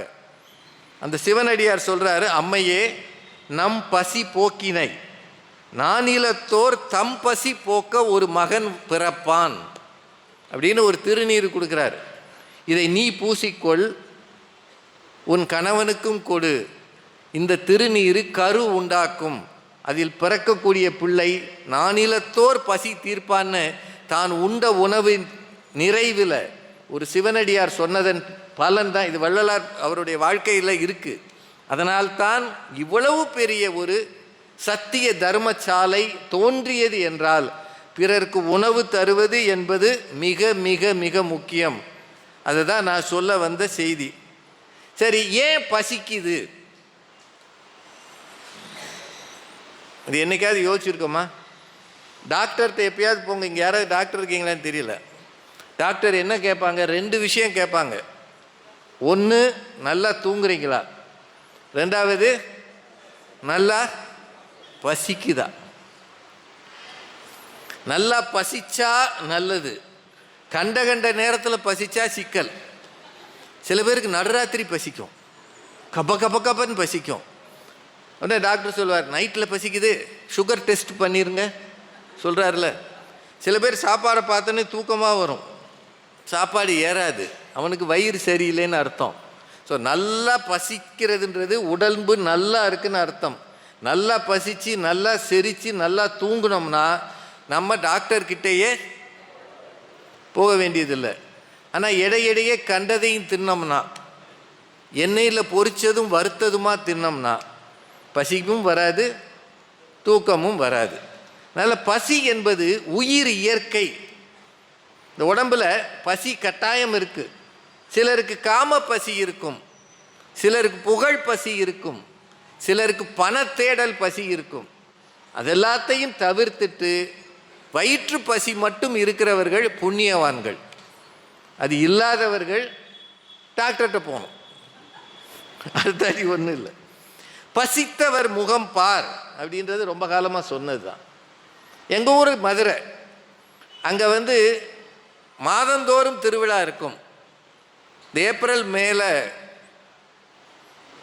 கள்ளழகர் ஆற்றுல இறங்குவார். அப்புறம் பெரும் கூட்டம், 10 லட்சம் பேர் வருவாங்க. இப்போது கும்பமேளாவில் 62 கோடி பேர்னு சொல்கிறாங்க. அது மாதிரி நம்ம ஊரில் மகாமகம் இருக்குது கும்பகோணத்தில். இந்த கும்பகோணம் மகாமகத்தில் 12 வருஷத்துக்கு ஒரு தடவை மகாமக குளத்தில் கூடுவாங்க. மதுரையில் வருஷந்தோறும் இருக்கும். அங்கே சொல்லப்படுகிற ஒரு பழமொழி இருக்குது, ஆற்றுக்குள்ளே நின்று அரகரான்னு சொன்னாலும் சோத்துக்குள்ளே இருக்காண்டா சொக்கநாதன். புரியுதா? என்னதான் ஆற்றுக்குள்ளே இருந்து அரோகரான்னாலும் முடிச்சுட்டு அப்புறம் எங்கே மண்டகப்படியில் இருக்குது சாப்பாடு போகிறோமா இல்லையா? எந்த சூழ்நிலையிலையும் உணவை தவிர்க்க முடியாது. நீங்கள் பசியை எங்கேயாவது பார்த்துருக்கிறீங்களா அப்படின்னா, எனக்கு அந்த அனுபவம் 1-2 இருக்குது. சமீபத்தில் கொஞ்ச நாள் முன்னாடி, போன ஆண்டு 2024 செப்டம்பர் மாதம்னு நினைக்கிறேன், பெரம்பலூரில் ஒரு பள்ளிக்கூட நிகழ்ச்சி. அதை முடிச்சுட்டு நான் இரவே சென்னைக்கு போகணும். இப்போது பெரம்பலூரில் 8 மணி இருக்கும். என்னோடய ஓட்டுநர்கிட்ட நான் சொல்லியிருந்தேன், அங்கே அஸ்வின்ஸ்னு ஒரு ஹோட்டல் இருக்குது பெரம்பலூரில், நீங்கள் எல்லாம் போகும்போது பார்த்துருப்பீங்க. அங்கே 2 இட்லி வாங்கு அல்லது 1 தோசை வாங்கு, எனக்கு அது போதும், தூக்கம் இல்லாதனால கம்மியாக சாப்பிடுவோம்னு சொல்லி நான் அவர்கிட்ட சொல்லியிருந்தேன். அவர் என்ன நினச்சாரோ தெரியல, 2 இட்லியும் 1 தோசையும் சேர்த்து வாங்கிட்டார். அவருக்கு தெரிஞ்சது, ஏன்னா அவர் என்ன நினச்சார், இவன் பாவம் அந்த ஸ்கூலில் கத்திட்டு வரான். ஏன்னா இருக்கிறதுலே கஷ்டமானது பள்ளிக்கூடத்தில் பேசுகிறது. ஒருத்தரும் கேட்க மாட்டாங்க, பயலுக்கு பிறகு இப்படி பார்ப்பாங்க. வராரு.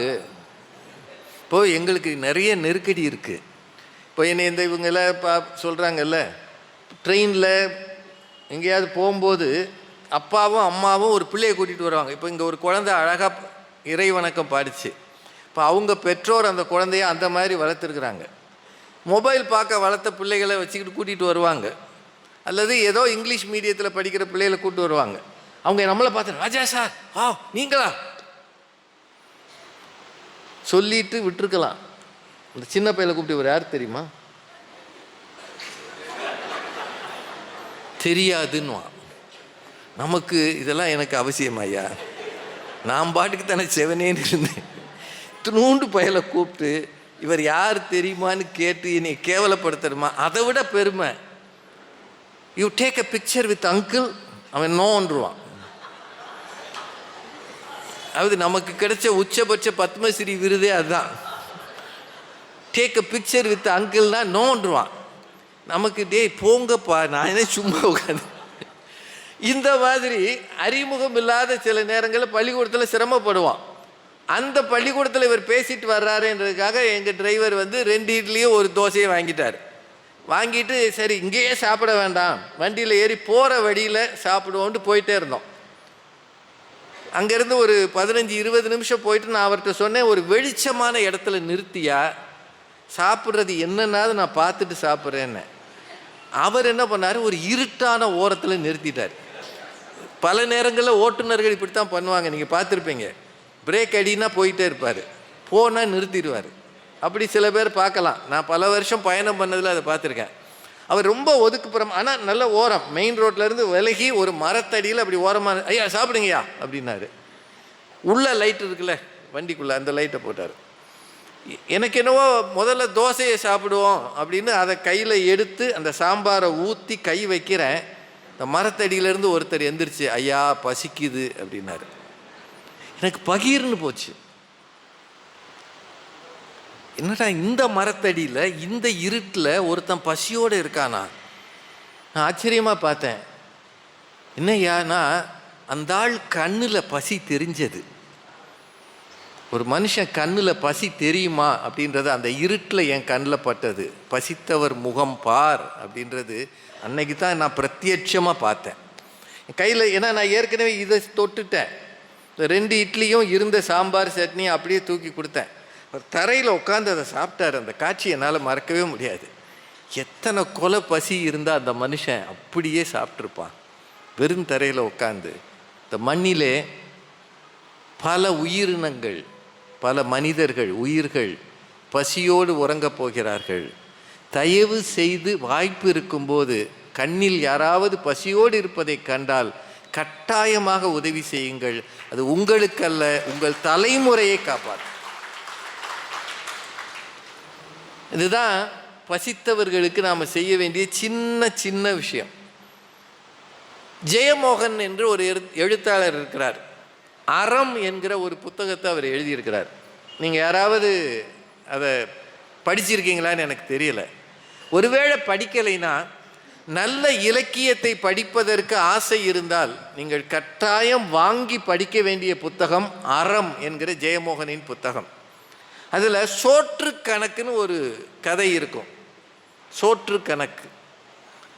கெத்தேல் சாயிபுன்னு ஒரு இஸ்லாமியரை பற்றி ஒருத்தர் சொல்கிறதாக கதை இருக்கும். அந்த ஊரில் ஒரு அத்தை வீட்டில் கஷ்டப்படுகிற ஒரு இளைஞன், நல்ல சாப்பாடே இல்லாமல் இருக்கிற ஒருத்தன் மீன் கறி சாப்பிடணும்னு ஆசைப்பட்றான். ஏன்னா அவங்க நான்வெஜ் சாப்பிட்ற குடும்பம். அவனுக்கு எதுவும் கிடைக்கல. பழைய சாதமும் ஊறுகாயும் தான் தொடர்ந்து கிடைக்கிது. ஏன்னா அவன் வீடு இல்லை, அது அங்கே எடுபடி வேலையாக பார்த்துக்கிட்டு இருக்கான். அவன் போய் ஒரு இடத்த கண்டுபிடிக்கிறான். அங்கே ஒருத்தர் ஒரு ஹோட்டல் நடத்துகிறார். அந்த ஹோட்டலில் அவர் என்ன செய்கிறாரு, யார் வேணாலும் சாப்பிடு, நல்லா சாப்பிடு, காசு கிடையாது.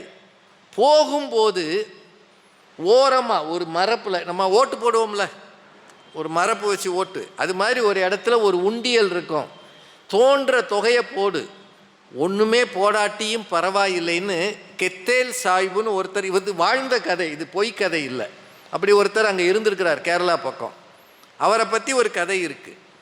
அவன் அதுக்கப்புறம் அவர் போய், அவர் அது மட்டும் இல்லை, நல்லா சாப்பிடுன்னு கட்டாயப்படுத்துவாராம். இப்போது நம்ம ஊரில் இந்த மொய் எழுதுகிறவங்கள பார்த்துருக்கோம்ல, விசேஷங்களில் பார்த்துருக்கீங்களா இல்லையா ஐயா? நான்வெஜ் போட்டால் 500 எழுதுவான், வெஜ்ஜு போட்டால் 100 போதும். 2 பேர் சாப்பிட்ருக்கோம், 200 எழுது போதும். அப்படி தான். ஏன்னா நம்ம ஹோட்டலில் இந்த விலை என்னன்னு கணக்கு பண்ணி, ஹோட்டலில் ஒரு சாப்பாடு 100 ரூபா, 2 பேர் சாப்பிட்டா 200 ரூபா, இவனுக்கு இதுதான் போதும், ஏன்னா ஒரு நான்வெஜ் கூட இல்லை, என்ன சாப்பாடு அப்படின்ட்டு போயிடுவாங்க. ஆனால் இந்த ஆள் பணமே வாங்காமல் எல்லாரையும் கட்டாயப்படுத்தி சாப்பிட வைப்பாராம். அப்படி ஒருத்தர் வாழ்ந்துருக்கிறாருங்க இந்த மண்ணில். அப்படிப்பட்ட ஒருத்தரை பற்றி சோற்று கணக்கு. அவன் என்ன பண்ணுவான்னா, இந்த சாப்பிட்டதுக்கெல்லாம் அப்பப்போ காசு தர முடியாது. அவனே சாதாரண ஆள். பின்னாடி வேலைக்கு போன பிறகு மொத்தமாக கொண்டு போய் பெரிய தொகையாக அந்த உண்டியலில் போடுவான். போட்டதாக ஒரு கதை இருக்குது. இப்போ சோற்று கணக்கு பார்க்க ஆரம்பித்தால் என்ன ஆகும்? நீங்கள் எல்லாரும் அந்த கணக்கை யோசிச்சு பாருங்கள். எத்தனை வீடுகளை நம்ம சாப்பிட்ருக்கோம்? சொந்தக்காரங்க வீட்டில், நண்பர்கள் வீட்டில், அறிமுகமே இல்லாதவர்கள் வீட்டில் எத்தனை சாப்பிட்ருக்கோம்? சாப்பிட்ருக்கோமா இல்லையா? எத்தனை பேர் மனமோந்து தந்திருக்கிறாங்க. 1985 புவனேஸ்வர்னு ஒரு ஊர் இருக்குது, ஒரிசா தலைநகரம். அந்த ஊருக்கு நான் ஒரு பேங்க்கில் இருந்து ட்ரைனிங்காக போயிருந்தேன். அப்போ அந்த ஹவுரா மெயில்னு ஒரு ட்ரெயின் இருக்குல்ல, ஹவுரா மெயில் பெங்களூர் இது கல்கட்டாவிலேருந்து வரும். நாங்கள் எல்லோரும் பேங்க்கு செலவில் போயிருக்கோம், நான் இன்னும் 2-3 பேர். அந்த புவனேஸ்வர்ன்றது ஒரிசான்றது சுமாரான ஊர் அப்போது, இப்போ பெரிய ஊராயிருச்சு. அங்கே ட்ரெயின் 2 நிமிஷம்தான் நிற்கும். அது அதிகாலையில் நல்ல குளிர் இருக்கும். நாங்கள் அந்த 2 நிமிஷத்தில் எங்கள் வண்டியை தேடுறோம், எங்கள் கோச்சை தேடுறோம். அந்த கோச் இல்லை. அந்த கோச்சில் ஏதோ பிரேக் ஃபெயிலியர்னு கல்கத்தாலேயே அந்த கோச்சை நிறுத்திட்டாங்க. எங்களை எவனும் ஏற்ற மாட்டேங்கிறான். விட்டோம்னா அடுத்த நாள் வரைக்கும் ட்ரெயின் கிடையாது. அதனால் ரொம்ப கெஞ்சி கூத்தாடி ஒரு கோச்சில் தடுமாறி ஏறிட்டோம். உட்கார எல்லாம் படுத்திருக்காங்க, இடம் இல்லை, நிற்கிறோம். டிடி உள்ளே வந்து இந்தியில் கத்துறான், அடுத்த ஸ்டேஷனில் உங்களை இறக்கி விட்டுருவேன்றான். யோ எங்கள்கிட்ட டிக்கெட் இருக்கியா? அப்போல்லாம் அட்டை டிக்கெட் தானே, அப்போல்லாம் டிக்கெட் இருக்கியானா? அதை பற்றி எனக்கு தெரியாது. இது என்ன கோச்சு, நீ என்ன கோச்சு வச்சுருக்கேன்றான். அதை அனுப்பாதது ரயில்வே குற்றம் தானே, அவன்கிட்ட அவ்வளவெல்லாம் பேச முடியாது. நோகடிச்சிட்டான். நொந்து போனோம். விடிகிற வரைக்கும் அப்படியே நின்னோம். ஒரு 7 மணிக்கு கொஞ்சம் வெளிச்சம் வந்த பிறகு அங்கே படுத்திருந்த ஒரு அம்மா முழிச்சு பார்த்தாங்க. தம்பி தமிழா அப்படின்னாங்க. இப்போ இன்றைக்கி தான் என்னைய 2 பேருக்கு தெரியும். 1985 என்னையவே எனக்கு தெரியாது. தம்பி தமிழா அப்படின்னாங்க. ஆமாங்கம்மான்னு. சாப்பிட்றியா அப்படின்னாங்க. நாங்கள் ராத்திரியும் சரியாக சாப்பிடாம பரிதாபமாக நிற்கிறோம். சாப்பிட்லாமான்னு. பல்லு தேய்ச்சியா? நாங்கள் பசிக்கு பல்லு தேய்க்கணும்னு அவசியம். உண்மையிலே அந்த அம்மாவுடைய மகள், அந்த அம்மா யாருன்னு இன்னும் எனக்கு தெரியாது, மகள் வந்து கல்கட்டாவில் வேலை பார்க்குறாங்களாம். மகள் வீட்டுக்கு போயிட்டு சென்னைக்கு திரும்புகிறாங்க. தாம்பரத்தில் அவங்க வீடு இருக்குன்னு அப்போ சொன்னது எனக்கு ஞாபகம். நிறைய சப்பாத்தி பண்ணி அவங்க பொண்ணு கொடுத்துருக்குறாங்க. அவங்க என்ன செஞ்சாங்க, சப்பாத்தியை மடித்து உள்ளே கொஞ்சம் உருளைக்கிழங்கு சப்ஜி வச்சு கையை நீட்டுப்பா அப்படின்னாங்க. ஒரு பேங்க்கில் வேலை பார்க்குறேன். பையில் 100கணக்கான ரூபா அப்பையும் இருந்தது, ஏதோ ஒரு 200-300 ரூபா இருந்தது. ஆனால் வேறு வழியே இல்லாமல் அந்த அம்மா கொடுத்த சாப்பாடை இப்படி கையில் ஏந்தி வாங்கி சாப்பிட்ட காட்சி இருக்குது பாருங்க. அவங்க தான் கடவுளுக்கு நிகரானவர்கள். முன்ன பின்ன அறிமுகமே கிடையாது, யாருன்னு தெரியாது. பார்க்குறாங்க. ஒரு தாய் என்ன நினைப்பா, என் புள்ள பசியோடு இருக்குன்னு தானே நினைப்பா இல்லையா? அதனால் அந்த அம்மா வந்து பிறகு நான் ஹவுரா சென்னைக்கு வந்து இறங்கி அவங்கள கூட்டிகிட்டு போய் அந்த தாம்பரத்துக்கு வண்டி ஏற்றி விட்டேன். ஏன்னா சாப்பிட்ருக்கோம்ல, நன்றி இருக்கணும்ல. நான் எந்த நேரத்திலும் அடுத்தவர் பசிக்கிறார்கள் என்ற முகத்தை பார்த்து உதவுகிறவர்கள் இறைவனுக்கு சமமானவர்கள். அந்த உதவியை நீங்கள் செய்யணும். இதைத்தான் அறம் என்கிற அந்த தொகுப்பில் அவர் சொல்கிறார். நாம் சாப்பிட்ருக்கிற எல்லா கணக்கையும் பார்த்தோன்னா நம்ம அம்மா கையில் எவ்வளோ சாப்பிட்ருக்கோம், எத்தனை தோசை சாப்பிட்ருப்போம் கணக்கு பண்ணுங்க. ஒருத்தன் 25 வயசுக்குள்ள ஒரு நாளைக்கு 5 தோசைன்னு கணக்கு பண்ணாலும், இல்லை 10 இட்லின்னு கணக்கு பண்ணாலும், இந்த கணக்கெல்லாம் ஒன்று யாரையா போட சொன்னார்? உள்ள கணக்கே போட மாட்டோம். நாம் வீட்டில் என்னென்ன சாப்பிட்ருக்கோம் என்றைக்காவது கணக்கு அவள் பார்த்துருக்கிறாளா? உங்கள் மனைவி பார்த்துருக்கிறாளா? இல்லை இல்லை. அப்படின்னா கணக்கே வைக்காமல் நமக்கு உணவு வழங்குகிறவர்களை எவ்வளவு பாராட்டினாலும் தகும். அதை நினைவில் கொள்க, ஞாபகம் வச்சுக்கோங்க. என்ன செஞ்ச, எனக்கு என்ன பண்ணியிருக்க, உன்ன மாதிரி ஒரு ஆளை நான் பார்த்ததே தப்பு, உன்னை கல்யாணம் பண்ணது அதை விட தப்பு, உன் கூட குடும்பம் நடத்துறது தப்பு அப்படியெல்லாம் சொல்லும்போது எவ்வளவையா சாப்பிட்ருக்க? எவ்வளவு கணக்கு போடு. ஒரு தோசை 25 ரூபான்னா ஒரு 20 லட்சம் ரூபாய்க்கு தின்றுப்பியா நீ? அவர் உடனே நான் தானே சம்பாதிச்சேன், சம்பாதிச்சாலும் முருகலை போட்டது நான் தானே. சில இலக்கியங்கள் நமக்கு சிலவற்றை அறிமுகம் செய்கின்றன. அதில் ஒன்று இந்த சோற்று கணக்குன்றது. இன்னொன்று, நான் இதையும் செய்தியாக பார்த்தேன். திருச்சியில் சிங்காரத்தோப்பு அப்படின்ற ஒரு இடத்துல ஸ்ரீ லக்ஷ்மி மெஸ்ன்னு ஒன்று இருக்கான். பிரதீப்னு ஒருத்தர் அதை இன்னைக்கு நடத்துகிறார். அவர் என்ன பண்ணுறாராம், எங்கள் ஹோட்டலில் சாப்பாடு 100 ரூபா. ஆனால் நீ ஏழை இருக்கு அப்படின்னா 20 ரூபா கொடுத்தாலும் சாப்பிட்டுக்க, 30 ரூபா கொடுத்தாலும் சாப்பிட்டுக்க, வந்துட்டு பசியோடு போகாதேன்னு கெத்தேல் சாய்பு மாதிரி இன்றைக்கும் ஒருவர் திருச்சியில் இருக்கிறார் என்றால் எவ்வளவு முக்கியம் அது. இந்த சமூகத்தில் பகுத்துண்டு பல்லுயிர் ஓம்புகிறவர்கள் இருக்கிறார்கள். நம்ம அவங்க கண்ணில் அவங்கள பார்க்கல. மனிதர்கள் மட்டும்தான் மற்றவர்கள் உணவை எடுத்து பதுக்குகிறவர்கள். நீங்கள் ஒரு விஷயம் ஞாபகம் வச்சுக்கோங்க, எப்போதெல்லாம் உணவு பஞ்சம் வருகிறதோ அப்போதெல்லாம் பதுக்குகிறவர்கள் யார்? யார்? நம்ம தானே. வசதி இல்லைன்றதை விட்டுருங்க, நம்ம பதுக்குறோம். நம்ம நாட்டில் அது வழக்கம் உண்டு. ஆனால் விலங்குகள் உணவை பதுக்குவதில்லை அப்படின்னு சொல்கிறாங்க. எந்த ஒரு சிங்கமும் வயிறார சாப்பிட்ட பிறகு பக்கத்திலேயே வந்து ஒரு மான் படுத்து கிடந்தால் பேசாமல் இருக்குமா? பசிக்கிற வரை பிற உயிர்களுக்கு அது துன்பம் தருவதில்லை. ஒரு சின்ன கதை சொல்லுவாங்க. ஒரு காட்டிலாக்கா அதிகாரி, ரொம்ப பெரிய ஆஃபீஸர், ஃபாரஸ்ட் ஆஃபீஸர், காட்டுக்குள்ளே போகிறார், ஜீப்பில் போகிறார். போனால் அங்கே ஒரு பெரிய பலாமரம் இருக்குது, முக்கணிகளுள் ஒன்று. அந்த பலாமரத்தில் உயரத்தில் ஒரு பலா வெடிச்சு இருக்கு. பலா ரொம்ப பழுத்தா அப்படி பிளந்துரும், அந்த சொலை நல்லா தெரியும், தேன் ஊடுற மாதிரி இருக்கும். அவருக்கு அதை பார்த்த உடனே ஒரு ஆசை வந்துருச்சு. அந்த வழியாக போன ஒரு காட்டுவாசி பையனை கூப்பிட்டு அதை பறிச்சுட்டு தா அப்படின்றாரு. அவன் என்ன பண்ணுவான், இவர் கையில் துப்பாக்கி இருக்குது, காட்டிலாக்கா ஃபாரஸ்ட் ஆஃபீஸர், என்ன வேணாலும் பண்ணிடுவார். அதனால் அவன் பயப்படுறான். அப்போ ஒரு பாட்டியம்மா அங்கே வர்றாங்க, வந்து அதை தொடக்கூடாது அப்படின்றாங்க. இப்போ இந்த ஆள் சொல்கிறான், நான் ஃபாரஸ்ட் ஆஃபீஸர், இந்த காடு முழுக்க எனக்கு சொந்தம், ஒரு ஆஃப்டர் ஆல் பலாப்பழத்தை பறிக்க எனக்கு உரிமை இல்லையான்னு கேட்குறான்.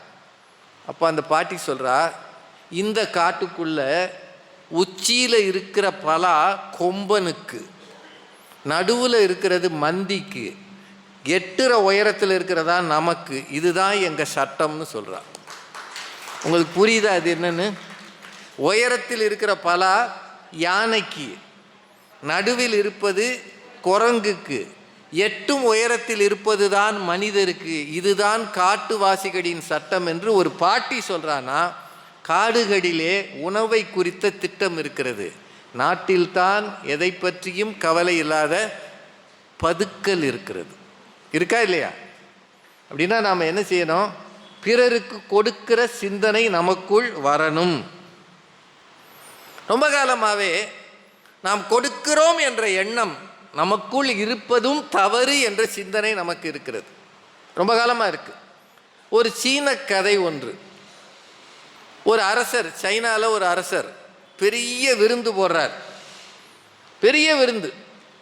அந்த விருந்து போடுகிற அரசர் எல்லாரையும் கூப்பிட்டு சாப்பாடு போட்டோம்ன்ற திருப்தியில் இருக்கிறார். அப்போது அந்த வழியை எறும்பு கூட்டம் ஒன்று போகுது. இந்த அரசர் இந்த எறும்புகளெல்லாம் நம்ம சாப்பாடு போடுற ஹால் அந்த மண்டபத்துக்கு தான் போகுதா அப்படின்னு விசாரிக்கணும்னு அவருக்கு யோசனை. அந்த காலத்தில் எறும்பு கூட பேசுகிறவன் எவனோ இருந்திருக்கான். மனுஷனோட பேசுகிறவனே இப்போ காணோம், எல்லாம் மொபைலில் தான் பேசுகிறாங்க. பக்கத்தில் உட்காந்து முகமாக பேசுகிறதுக்கு ஆளை காணோம். நீங்கள் எல்லோரும் உங்களை சும்மா கேட்குறேன், இந்த கூட்டத்தில் உட்காந்து மொபைலில் பேசாதீங்க. எங்கேயாவது ஒரு இடத்துல போய் 2-3 பேர் உட்காந்து ஒருத்தர் பார்த்து பேசுகிறத இப்போ நீங்கள் பார்க்குறீங்களா? கணவனும் மனைவியும் உட்காந்தா கூட 2 பேரும் இதை பார்த்துக்கிட்டு இருக்காங்க. அந்த அம்மா அழகாக ட்ரெஸ் பண்ணி வந்து உட்காந்துருக்கு, அவன் நல்ல இளைஞன் கம்பீரமாக இருக்கான். 2 பேரும் ஒருத்தர் முகத்தை ஒருத்தர் பார்க்குறதே இல்லை, ரெண்டும் இதில் இருக்குது. என்னடா செய்கிறீங்க நீங்கள்? மனிதர் முகத்தை மனிதர் பார்ப்பதே இல்லை. அந்த காலத்தில் பாரதி சொல்வார், மனிதர் நோக மனிதர் பார்க்கும் வாழ்க்கை இனி உண்டோ, மனிதர் உணவை மனிதர் பறிக்கும் வழக்கம் இனி உண்டோ, மனிதர் நோக மனிதர் பார்க்கும் வாழ்க்கை இனி உண்டோன்னு. அதான் மனிதர் நோக மனிதர் பார்க்கும்னா என்னென்னா, ஒரு இடத்துல நீ எல்லாம் வந்துட்டேன்னு பார்க்குறாங்கல்ல, அலட்சிய பார்வை, அந்த பார்வை கூட இனிமேல் இருக்கக்கூடாதுன்னு பாரதி சொன்னார். ஆனால் நாம் எப்படி பார்க்குறோம்? மொபைலை மட்டும்தான் பார்க்குறோம். ஒருத்தரோட பேசுகிறது இல்லை. ஆனால் எறும்பு கூட பேச தெரிஞ்ச ஒருத்தர் இருக்கான், ஒரு ஆள் பார்க்குறான். அவன் என்ன பண்ணுறான்னா அந்த எறும்புகிட்ட கேட்குறான், மகாகணம் பொருந்திய அரசரது இல்லத்துக்குத்தான் போகிறாயான்னு கேட்குறான். அந்த எறும்பு இல்லைன்றது. இப்போ எங்கடா போகிறீங்கன்னா என் பின்னாடியே வான்னுது. இவன் வேலை இல்லாமல் எறும்பு கூட்டத்தின் பின்னாடி போகிறான். ஒரு குடிசை வீடு, அங்கே ஒரு 4 பேர் இருக்காங்க. 4 பேர் ஏழைகள். அங்கே ஒருத்தன் பசியோடு வந்திருக்கான். இந்த பசியோடு வந்த ஒருத்தனை பார்த்து தங்களுக்கு இருக்கிற உணவெல்லாம் அவனுக்கு கொடுக்குறாங்க. சாப்பிட்றான். இவங்க பட்னியாக இருக்காங்க. அங்கே அவன் சாப்பிட்டு மீந்த உணவு தரையில் செதறி கிடக்கல. இதை சாப்பிடத்தான் நாங்கள் போகிறோம். எங்களை பொறுத்த அளவு அரசர் கொடுத்த உணவு பெரிதல்ல, இந்த ஏழை கொடுத்த மீந்த உணவு தான் எங்களுக்கு பெரிதுன்னு இதை எறும்பு சொல்லிச்சான். இந்த கதை எல்லா ஊர்லேயும் இருக்குது. தர்மன் பாரத போர் முடிந்த பிறகு ஒரு யாகம் நடத்தினான்னு ஒரு கதை இருக்குது, கேள்விப்பட்டிருக்கீங்களா?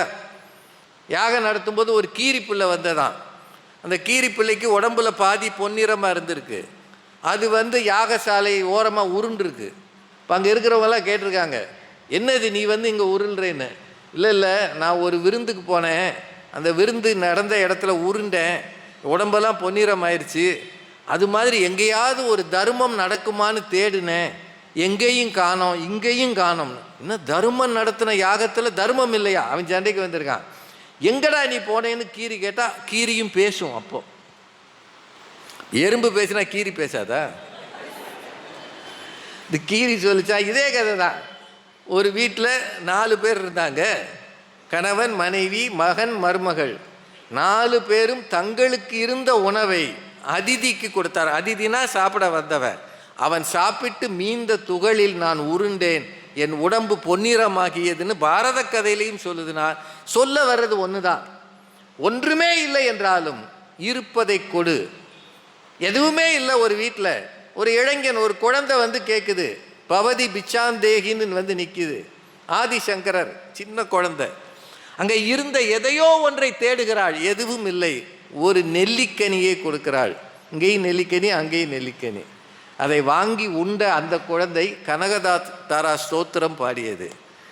பொன் விழைந்தது, விழுந்தது அப்படின்னா பிறருக்கு நீங்கள் கொடுக்க ஆரம்பிக்கும் போது நீங்கள் நினைக்காத நன்மைகள் எல்லாம் இந்த மண்ணில் வரும். அது உணவாக இருக்கலாம். இங்கே மனிதர்கள் மட்டும்தான் எல்லாத்தையும் பறிக்கிறார்கள், சேமிக்கிறார்கள் அப்படின்னு சொல்கிறோம்ல.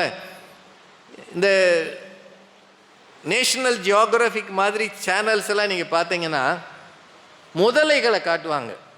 முதலைகள் என்ன பண்ணுமா, ஒரு விலங்கை உண்ட பிறகு அதுக்கு பல்லெல்லாம் பெருசு பெருசாக கூரிய பற்களாக இருக்கும். கரையில் வாயை பிளந்துக்கிட்டு உட்காந்துருக்குமா. இப்போ நம்ம திட்டும்போது ஏன்டா வாயை பிளந்துட்டு உட்காந்துருக்குன்னு திட்டுறோம்ல, முதல்ல அப்படி வாயை பிளந்துட்டு உட்காந்துருக்குமா. அந்த உட்காந்துருக்கிறதுக்கு என்ன காரணம் அப்படின்னு பார்த்தா ஒரே காரணம்தான். இந்த பல் இடுக்குகளில் இறைச்சி துண்டு இருக்குமா, அதால் எடுக்க முடியாதான். அதை எடுப்பதற்காகவும் அதை பிற பறவைகளுக்கு உணவாக்குவதற்காகவும் வாயை திறந்துருக்குமா. பறவைகள் அதில் போய் உட்காந்து அந்த பல் இடுக்கில் கொத்தி அந்த இறைச்சியை எடுத்துரும். அந்நேரம் முதல்ல வாயை மூடிச்சுன்னா என்ன கதையாகும், ஆனால் மூடாது. தனக்கு உதவுவதற்கும் தன் இரையை தேடுவதற்கும் ஒரு பறவை அமர்ந்திருக்கிறது என்று அறிவு குறைந்த முதலைக்கும் தெரியும். முதலை அப்படித்தான் இருக்கும்னு விலங்கியல் நிபுணர்கள் சொல்கிறாங்க. அது அமைதியாக உட்காந்துருக்குமா. அந்த இரையை எடுத்துட்டு வெளியே போன பிறகு அது வாயை மூடுமா. அப்படின்னா சமூகத்தில் விலங்குகள் கூட பிறருக்கு இருப்பதை கொடுக்கிற உணர்வோடு இருக்கிறார்கள். நாம் தான் அதில் குறைவுபட்டு இருக்கிறோம். புதுமை பித்தன்னு ஒரு பெரிய ஒரு அறிஞர் இருந்தார், எழுத்தாளர். உங்களுக்கெல்லாம் கேள்விப்பட்டிருக்கீங்களா? தமிழ் சிறுகதையின் முன்னோடின்னு அர்த்தம். அவர் பொய்க்குதிரைன்னு ஒரு கதை எழுதினார். ரொம்ப சின்ன கதை தான். பசியோடு இருக்கிறவர்கள், வறுமையில் இருக்கிறவர்கள் நிலை என்னன்னு அந்த கதையில் சொல்லுவாங்க. இன்னும் ஒரு 10 நிமிஷம் பேசலாம் தானே? ஏன்னா நீங்கள் எல்லாம் ரொம்ப அமைதியாக இருக்கீங்க, கொஞ்ச நேரம் பேசிடுறான். பசியோடு இருக்கிறவர்கள் நிலைமை என்னன்னு. ஒரு சாதாரண ஒரு குமாஸ்தா வேலை பார்க்கிற ஒருத்தன் சம்பள தேதியில் தயாராக இருக்கான், சம்பளம் வரும்னு சொல்லி. இப்போ இன்றைக்கெல்லாம் எல்லாருக்கும் சம்பளம் எங்கே போகுது? அக்கௌண்ட்டில் ஏறிடுது. ஏறின வேகத்திலேயே எல்லோரும் எடுத்துடுறாங்க இஎம்ஐயில். இப்போ நாங்களாம் முத சம்பளம் வாங்கும்போது, நான் வாங்கின சம்பளம் 500 ரூபா. அப்போ அதை ஒரு கவரில் போட்டு அந்த மேனேஜர் அப்படி கொடுப்பார், வாங்க. இதை வாங்கும்போது அவ்வளோ பவ்யமாக. நான் உண்மையிலேங்க அன்னைக்கு பணத்தை பற்றிய மதிப்பும் மரியாதையும் நமக்கு இருந்ததுங்க. இன்றைக்கி அக்கௌண்ட்டில் ஏறுறதுனால ஜிபே பண்ணியே நொந்துடுறோம். நம்ம பண்ணுறோமோ இல்லையோ, எவனோ ஒருத்தன் ஃபோன் பண்ணி எடுத்துடுறான். அது வேற இருக்குல்ல, டிஜிட்டல் அரெஸ்ட். அங்கேருந்து கூப்பிட்றாங்க, சிபிஐ காலிங். நீ அனுப்பின ஒரு பார்சல்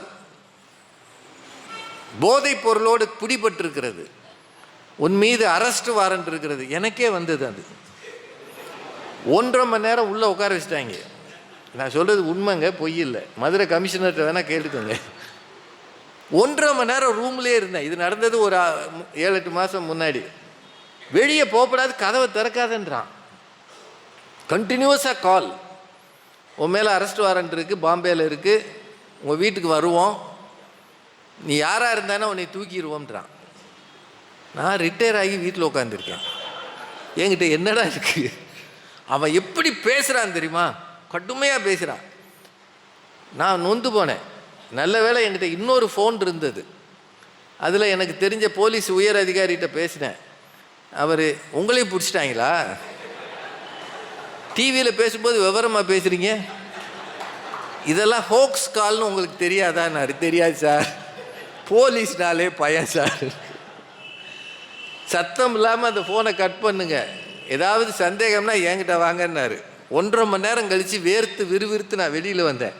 வீட்டுக்காரம்மா, எத்தனை தடவையா கதவை தட்டுறது? நீ கதவை திறக்கலினோடனே நான் பயந்து போனேன். நானும் பயந்து தாம்மா போனேன். டிஜிட்டலில் வந்த பிறகு எதுவும் எப்படி போகுது, காசு மரியாதை இல்லை. ஆனால் அன்றைக்கு அந்த பையனுக்கு சம்பள நாள். வீட்டில் பெருசாக ஒன்றும் இல்லை சமைக்க.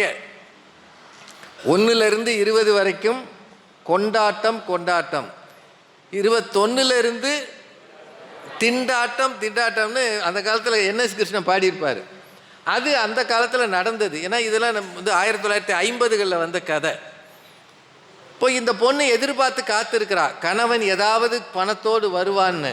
இல்லை, அவன் வந்து சொல்கிறான், இன்னைக்கு சம்பளம் போடலம்மா, நாளைக்கு தான் போடுவாங்க போல தெரியுது, முதலாளிகிட்ட கேட்க முடியலைன்னு. இவன் மதியமும் சரியாக சாப்பிடலை, பசி. ஏன்னா இல்லை, என்னையா செய்கிறதுன்னு அவன் நினைக்கிறா. அப்போது அந்த வீட்டுக்கு இந்த பையனோட, இந்த கணவனோட நண்பனும் அவன் மனைவியும் வந்து கூப்பிட்டுருக்குறாங்க. கொலு வைக்கிற காலம் அது. கொலு வைப்பாங்கள்ல தசரா டைமில். அவங்க வந்து, இந்த பொண்ணு நல்லா பாடுவா, அதனால் கொலுவுக்கு வா அப்படின்னு கூப்பிட்றாங்க. கொலுவுக்கு இவ போகிறா. இவன் சொல்கிறான், கொலுவுக்கு போனால் நம்ம ஏதாவது வாங்கிட்டு போனோம், குறைந்தபட்சம் ஒரு பூவாவது வாங்கிட்டு போனோம், இல்லை அந்த வீட்டில் ஒரு குழந்தை இருக்குது, அந்த குழந்தைக்கு ஒரு சாக்லேட்டாவது வாங்கிட்டு போனோம், நம்ம கையில் காசு இல்லையேன்றான். சரி, உன் ஃப்ரெண்டு தானே, ஒன்றும் பண்ண மாட்டார், வா போவோம்னு 2 பேரும் இருக்கிற ஒரு சட்டை வேட்டியை ஒரு பரிதாபமாக கட்டிக்கிட்டு போகிறாங்க. அங்கே போனால் நிறைய பேர் வந்திருக்கிறாங்க. அவன் சந்தோஷமாக வரவேற்கிறான். அவன் வசதியானவன், ஆனாலும் நண்பன் தானே, வா வா வான்னு உட்காந்து ஜாலியாக பேசுகிறாங்க. பேசிகிட்டு இருக்கும்போது இந்த பொண்ணை பாட சொல்கிறாங்க. இவன் பாடும்போதே தொண்டை கட்டுது. காரணம், மதியமும் சரியாக சாப்பிடல, ராத்திரியும் சாப்பாட்டுக்கு வழி இல்லை, தொண்டை கட்டுது. அப்போது சமாளித்து தண்ணியை குடித்து பாடுறா. அதில் ஒருத்தன் இன்னொரு பாட்டு பாடுங்கன்றான். ஏய், ஒன்றுக்கே இன்னொரு பாட்டு எங்கேன்னு அவன் நினைக்கிறா. நல்ல வேலையாக அந்த வீட்டு பெண் என்ன சொல்லிடுறா, வேண்டாம் வேண்டாம் சாப்பிடுவோம் அப்படின்னு சாப்பாடு வச்சிடறா. அதுலேயும் என்ன செய்வாங்க, இந்த பொண்ணுக்கு தான் அகோர பசி. ஆனால் நம்ம ஊரில் சாப்பாடு வைக்கும்போது யாருக்கு முதல்ல வைப்பாங்க? ஆண்களுக்கு. யார் பரிமாறுவாங்க? பெண்கள். அதனால் அங்கே இருந்த 4-5 ஆண்களை முதல்ல உட்கார வச்சு சாதம் போடுறாங்க. போட்டு இந்த பொண்ணு கையில் நெய் கிண்ணத்தை கொடுக்குறாங்க. நெய் கரண்டி, நெய் கிண்ணம், நீ நெய் விடுமா அப்படின்றாங்க. இந்த பொண்ணு வரிசையாக எல்லாருக்கும் 2-3 பேருக்கு வைக்குது. வச்சுட்டு கணவன் பக்கத்தில் வருது. இப்போ கணவனுக்கு நெய் விடணும். இப்படி நெய் எடுக்கும்போது அந்த வீட்டு ஓனர் இருக்கான்ல, இவனோட ஃப்ரெண்டு, அவன் தான் அந்த வீட்டுக்கு தலைவர். அவன் அதாவது ஜோக் அடிக்கிறேன் பேர் வழின்னு சொல்லி, ஏம்மா ஊரா வெட்டு நெய்யே, அடுத்த வரி என்ன, ஊரா வெட்டு நெய் உன் கையில் இருக்குது, அள்ளி விடு அப்படின்றா. மற்றவர்களுக்கெல்லாம் ஒரு கரண்டி விட்ட அந்த பெண் கணவனுக்கு மட்டும் ஒரு சொட்டு விடுகிறாள். ஆனால் அது அவன் இலையில் 2 சொட்டாக வருகிறது. இந்த 2வது சொட்டு எது? அவளின் கண்ணீர் அப்படின்னு ஒரு கதையை, பொய்க்குதிரைன்னு ஒரு கதை எழுதியிருப்பார். வறுமையில் இருப்பவர்கள் எங்கு போனாலும் சாப்பாட்டுக்கு தவிக்கிற காட்சியை புதுமை பித்தன் எழுதின மாதிரி யாருமே எழுத முடியாது. அதுதான் உண்மை. மனிதர்களுக்கு மட்டும் உணவு தருவது அல்ல, பிற உயிரினங்களுக்கும் உணவு தருவதை நாம் வழக்கமாக வைத்திருக்கிறோம். நம்முடைய மூதாதையர்களுக்கு சாப்பாடு போடணும்னா என்ன செய்கிறோம்? காக்காக்கி வைக்கிறோம். அது எப்போ? அந்த நாளில், அல்லாட்டி அமாவாசையில். பல வீடுகளில் காகத்துக்கு, பறவைகளுக்கு நீர் வைக்கிறாங்க. அது வாய்ப்பு இருக்கிறவங்க செய்யலாம். இன்னைக்கு தேதிக்கு அடிக்கிற வெயில் இருக்குது பாருங்கள், இதுக்கு முன்னாடி இது இருந்ததான்னு தெரியலை. மிக மோசமாக உலகம் முழுக்க இயற்கை சூழல் மாறி இருக்கிறது. அதனால் நம்ம வீடுகளுக்கு ஏதேனும் பறவை வந்தால் தயவு செய்து அதற்கு உணவு கொடுக்க பாருங்கள். அதுக்காக இந்த மலையில் ஏறி போகும்போது குரங்குக்கு புளியோதரை போடாதீங்க. நம்ம ஆளுகளை என்ன பண்ணுறாங்கன்னா, மலையில் போகும்போது கொண்டு வந்த புளியோதரை குரங்குக்கு போட்டுறான். அடுத்த நாள் அது பரிதாபமாக நிற்கிது, எவன் புளியோதரை கொண்டு வருவான்னு. அந்த விலங்கு எது சாப்பிடுமோ அதைத்தான் போடணும். இன்னும் சில பேர் கொய்யாப்பழத்தில் நடுவில் காரமான மிளகாத்தூளையும் உப்பையும் போட்டு அதை குரங்கு கொடுக்குறாங்க. நல்ல வேலை வேக வச்சதாக கொடுத்து. அதெல்லாம் செய்யக்கூடாது. வீட்டில் உங்கள் பிற உயிரினங்களுக்கு ஏதாவது வாய்ப்பு இருக்கிறவங்க, நான் 3வது மாடியில் இருக்கேன்னா இருங்க, ஒன்றும் கவலை இல்லை, முடிஞ்சவங்க செய்யலாம். போன வாரம் மார்ச் 8 மகளிர் தினம். அதில் மெகா தொலைக்காட்சியில் ஒரு பெண்ணுக்கு விருது கொடுத்தாங்க. யாராவது அதை பார்த்தீங்களான்னு தெரியல. எதுங்க? மெகா தொலைக்காட்சியில் ஒரு பெண்ணுக்கு விருது கொடுத்தாங்க. அந்த பொண்ணு பேர் வித்யா ஷா. உங்கள் கணவர் பேர் சுதர்சன் ஷா. சென்னையில் சிந்தாதிரிப்பேட்டையில் இருக்கிறாங்க. அது ஏன் சொல்லுவானே, மெய்யழகன்னு ஒரு படம் பார்த்தீங்களா? பார்த்தீங்களா இல்லையா ஐயா? சமீபத்தில் வந்த படங்களில் மிகச்சிறந்த படம்னு நான் நினைக்கிற படம் மெய்யழகன் தான். உறவுகளின் பெருமையே அது ரொம்ப நல்லா சொல்லிக்கணும். யூடியூப்பில் இதில் இருக்குது, நெட்ஃப்ளிக்ஸில் இருக்குதுன்னு நினைக்கிறேன், பார்க்கலாம். ரொம்ப நல்ல படம். உறவுகளை விட்டு எப்படி விலகிட்டோம்னு. அந்த படத்தில் ஒரு வீட்டில் நிறைய கிளிகள் பறக்கிறதா இருக்கும். அந்த வீடு தான் இந்த வீடு. அவங்க வாழுகிற இடத்த தான் இவங்க போய் படமாக்கியிருக்காங்க. அந்த வீட்டில் இருக்கிறவங்க 15 வருடங்களாக கிளிகளுக்கும் பறவைகளுக்கும் உணவு தர்றாங்களாம். டெய்லி காலையில் 6லிருந்து 6:30 வரை, மாலை 5:30லிருந்து 6 வரை அந்த வீட்டுக்கு ஆயிரக்கணக்கில் கிளிகளும் புறாக்களும் வருகின்றன. ஒவ்வொரு நாளும் குறைந்தது 15 கிலோ அரிசியை ஊற வச்சு அவங்க உணவாக தர்றாங்க. 15 கிலோ. அதில் முக்கியமான விஷயம் என்னென்னா, 15 வருஷமாக அவங்க 2 பேரும் ஊரை விட்டு போகிறதில்ல. அவசரத்துக்கு எங்கேயாவது போகணும்னா ஒருத்தர் மட்டும் போகிறாங்களாம். அவங்க வீட்டு பெண்ணுக்கு திருமணம், அவங்க மகளுக்கு கல்யாணம், அன்னைக்கு கூட இந்த கிளிகளுக்கு உணவு தந்து விட்டுத்தான் கல்யாண மண்டபத்துக்கு போனார்கள் என்பது ஆச்சரியமாக இருக்கிறது. இதுதான் இன்னைக்கும் பல பேர் பிற உயிரினங்களுக்கு பசிக்கும் என்ற உணர்வோடு இருக்கிறார்கள். நமக்கும் அந்த உணர்வு வேண்டும்.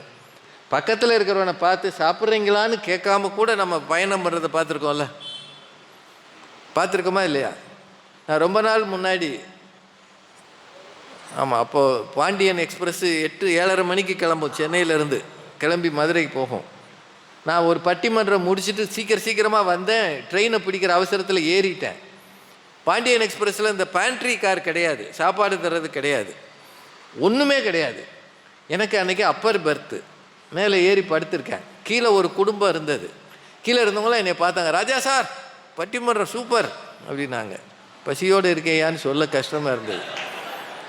கொஞ்ச நேரத்தில் அவங்க எல்லோரும் டப்பாவை திறந்தாங்க. அவ்வளவும் பிரியாணியும் முட்டையும். நான் படுத்தாலும் வாசனை தூக்குது. அவங்க கடைசி வரைக்கும் ஒரு பேருக்காவது சாப்பிட்றீங்களான்னு கேட்கவே இல்லை. நீ பட்டிமன்றம் பார்த்தா என்ன பார்க்க. நான் என்ன பண்ணேன், செங்கல்பட்டில் நின்னது இறங்கி அங்கே இருக்கிற கடையில் போய் ஒரு மேரிகோல்டு பிஸ்கட் வாங்கி, கடவுளே அங்கே பிரியாணி இங்கே பிஸ்கட்டு அப்படின்னு சாப்பிட்டுட்டு அந்த பயணத்தை தொடர்ந்தேன். அது அவங்க ஒருவேளை இப்படியும் நினச்சிருக்கலாம், நம்ம கொடுத்தா அவர் சாப்பிடுவாரான்னு நினச்சிருக்கலாம். அவங்க நல்ல நோக்கத்தில் கூட, ஏன்னா நான் சைவமாக இருக்கிறேன்னு கூட நினச்சிருக்கலாம். ஆனால் சாப்பிடுங்கன்னு சொல்கிறது நம்ம ஊர் மரபு. கிளிகளுக்கும் பறவைகளுக்கும் சாப்பாடு தருவதற்காக தன் பெண்ணின் திருமணத்துக்கு கூட போகாமல் தள்ளி போடுகிற ஒரு குடும்பம் இருக்கிறது என்றால், பிற உயிர்களை நேசிக்கிற நேசம் இருக்கிறது இல்லையா, இதுதான் ஆன்மீக அனுபவம். இதில் கிடைப்பது தான் ஆனந்தம். பிறருக்கு ஏதாவது செய்யணும். ரொம்ப விரும்பி பார்க்கிற கதை ஒன்று கவிக்கோ அப்துல் ரஹ்மான் எழுதின புத்தகத்தில் பார்த்தேன். ஒரு ஊரில் ஒரு ஆன்மீகவாதி, ஒரு பக்திமான் இருந்தாராம். அவருக்கு மனதுக்குள்ள ஒரு பிரதிக்கினை. என்ன பிரதிக்கினைனா, எந்த நாளும் இரவு உணவு இன்னொருவருக்கு கொடுத்து விட்டு தான் சாப்பிடுவது, அடுத்த ஆளுக்கு கொடுக்காம சாப்பிட்றதே இல்லை அப்படின்னு அவருக்கு ஒரு வேண்டுதல். அதனால் ஒவ்வொரு நாளும் ராத்திரி என்ன பண்ணுவாரா, அப்படியே உட்காந்துருப்பார், கதவை திறப்பார், பார்ப்பார், எவனாவது வர்றானான்னு வந்தால் வா வா வா உக்கார், நீயும் நானும் சாப்பிடுவோம்னு சாப்பிட வைப்பாராம். ஒரு நாள் லேசாக மழை பெய்து கொண்டு இருந்தது, குளிர் வேற, யாருமே வரல. யாருமே வரலன்னா, யாரும் சாப்பிடலைன்னா இவர் சாப்பிட மாட்டார். அப்படி ஒரு வேண்டுதல். ரொம்ப பரிதாபமாக ஒரு பெரியவர் வர்றார். இவருக்கு பயங்கர சந்தோஷம். அப்பா, ஒரு ஆள் கிடைச்சாண்டா, சாப்பாடு ரெடியாக இருக்குது, அவனும் சாப்பிட்லாம் நானும் சாப்பிட்லாம்னு ஒரு மேஜையில் வச்சு பிரித்து சாப்பாடெலாம் வச்சு, வாங்க வாங்க வாங்க உள்ளே உட்காருங்க சாப்பிடுங்க. அவர் உடனே உட்கார்ந்து சாப்பிட, அவரும் பசியில் இருக்கிறார், கடும் பசி. குளிர் நேரம், பசிக்கு ஏதாவது கிடைக்கணும்னு அந்த மனுஷனும் வர்றார். ஏன்னா அவருக்கு வீடு கிடையாது, ஒன்றும் கிடையாது, தெருவில் திரிகிற ஆள். சாப்பாட்டில் கை வைக்கும்போது இவர் கையை பிடிச்சார். என்னங்க, இந்த உணவை எனக்கு தந்த இறைவனுக்கு நன்றி அப்படின்னு சொல்லுங்க. வந்தால் இப்படி திரும்பி பார்த்தா, ஐயா சாப்பாடு இறைவன் கொடுக்கல, நீ தான் கொடுத்த, உனக்கு நன்றின்னு சொல்லுவேன், இறைவனுக்கு நன்றின்னு நான் சொல்ல மாட்டேன். ஏய் சொல்லியா, நான் தான் கொடுத்தேன், எனக்கு கடவுள் கொடுத்துருக்கிறாரு, கடவுள் நம்பிக்கையோடு இருந்தால் சாப்பிடு. இருந்தால் எந்திரிச்சான், எனக்கு கடவுள் நம்பிக்கை கிடையாது, நீ சாப்பாடு போட்டு என்னை மாற்றாத. 100 சாப்பாட்டுக்காக நான் 70 வயசு ஆகுது எனக்கு, இவ்வளோ நாளும் நான் கோயிலுக்கு போனதில்லை, சாமியை பார்த்ததில்லை, எந்த சாமியும் பார்த்ததில்லை. ஒரு நேரம் சோத்துக்காக 70 வருஷமாக நான் செஞ்சதை மாற்ற மாட்டேன். அப்போ நீ போ வெளியே. போகிறேன், எத்தனையோ நாள் பட்டினி கிடந்திருக்கேன், இன்றைக்கி என்ன பெரிய கஷ்டமாக போயிட்டார். அந்த ஆள் சந்தோஷமாக படுத்திருக்கிறார், இவரும் சாப்பிடல. இப்போ ராத்திரி கடவுள் கனவில் வந்திருக்கிறாரு. வந்தால் இவர் என்ன செய்வார்ன்றீங்க? சாமி விரட்டிட்டேன். ஒருத்தன் வந்தான், நீ இல்லைன்னா சோறு போடாமல் விரட்டிட்டேன், போயிட்டான். எப்படி நான் செஞ்சது? கடவுள் சொன்னாரா, நான் இல்லைன்னு அவன் 70 வருஷமாக சொல்லிக்கிட்டு இருக்கான், 70 வருஷமாக நான் அவனுக்கு சாப்பாடு போட்டேன், ஓ மூலமாக போடுறதுக்கு ஒரு நேரம் கொடுத்தேன், நீ அதையும் கெடுத்துட்டேடா பாவி. அவன் நான் இல்லைன்னு இன்னைக்கு தானாடா சொல்கிறான், 70 வருஷமாக சொல்கிறான்டா. அவனை நான் இவ்வளோ நாள் காப்பாற்றிருக்கேன்ல, உனக்கு ஒரு வாய்ப்பு கொடுத்தேன், நீ இல்லைன்னு சொல்லிட்டேயே, வருத்திட்டேயே.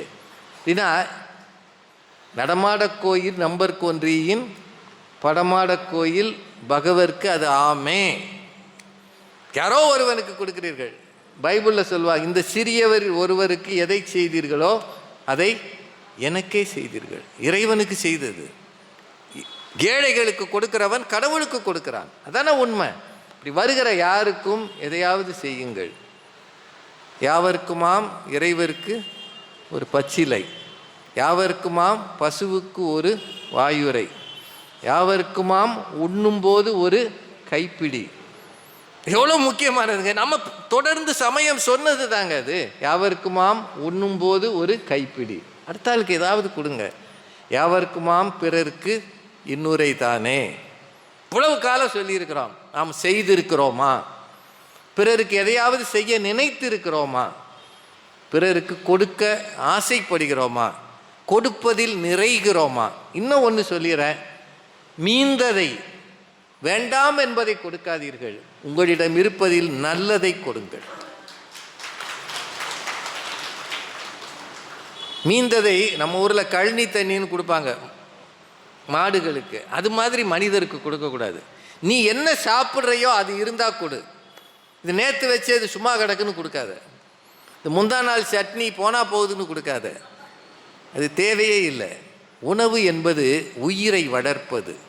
உடம்பை வளர்த்தேன் உயிர் வளர்த்தேனே. உடம்பை வளர்க்க எது தேவை? உணவு தேவை. இதை நீங்கள் மட்டும் எடுத்துக்காதீங்க. மற்றவர்களுக்கும் கொடுக்க வாய்ப்பு இருந்தால் கொடுத்து பாருங்கள். கொடுங்கள், அப்போது உங்களுக்கு கொடுக்கப்படும்.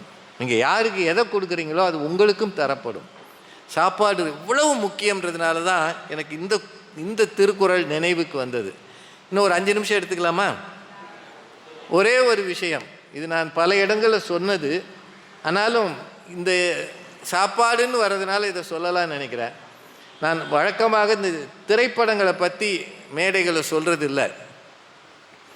ஆனால் என்னால் மறக்க முடியாத ஒரு அனுபவத்தை மட்டும் சொல்லிடலான்னு நினைக்கிறேன். சினிமாவில் நான் 1-2 நடிச்சிருக்கேன். அது ஒன்றும் பெருமை இல்லை. சினிமா விளம்பரம் நமக்கு அவசியமும் இல்லை. ஏதோ பேசுகிறோம், 4 பேர் கேட்குறாங்க. இதில் வர்றது தான் சிறப்பானது. வடிவுக்கரசின்னு ஒரு நடிகை இருக்காங்க. அவங்க சித்ரா லக்ஷ்மணன் ஒரு யூடியூப்பில் நடிகர் பேட்டி எடுப்பார். அவங்க அதில் என்னை பற்றி சொன்னது இருக்குது.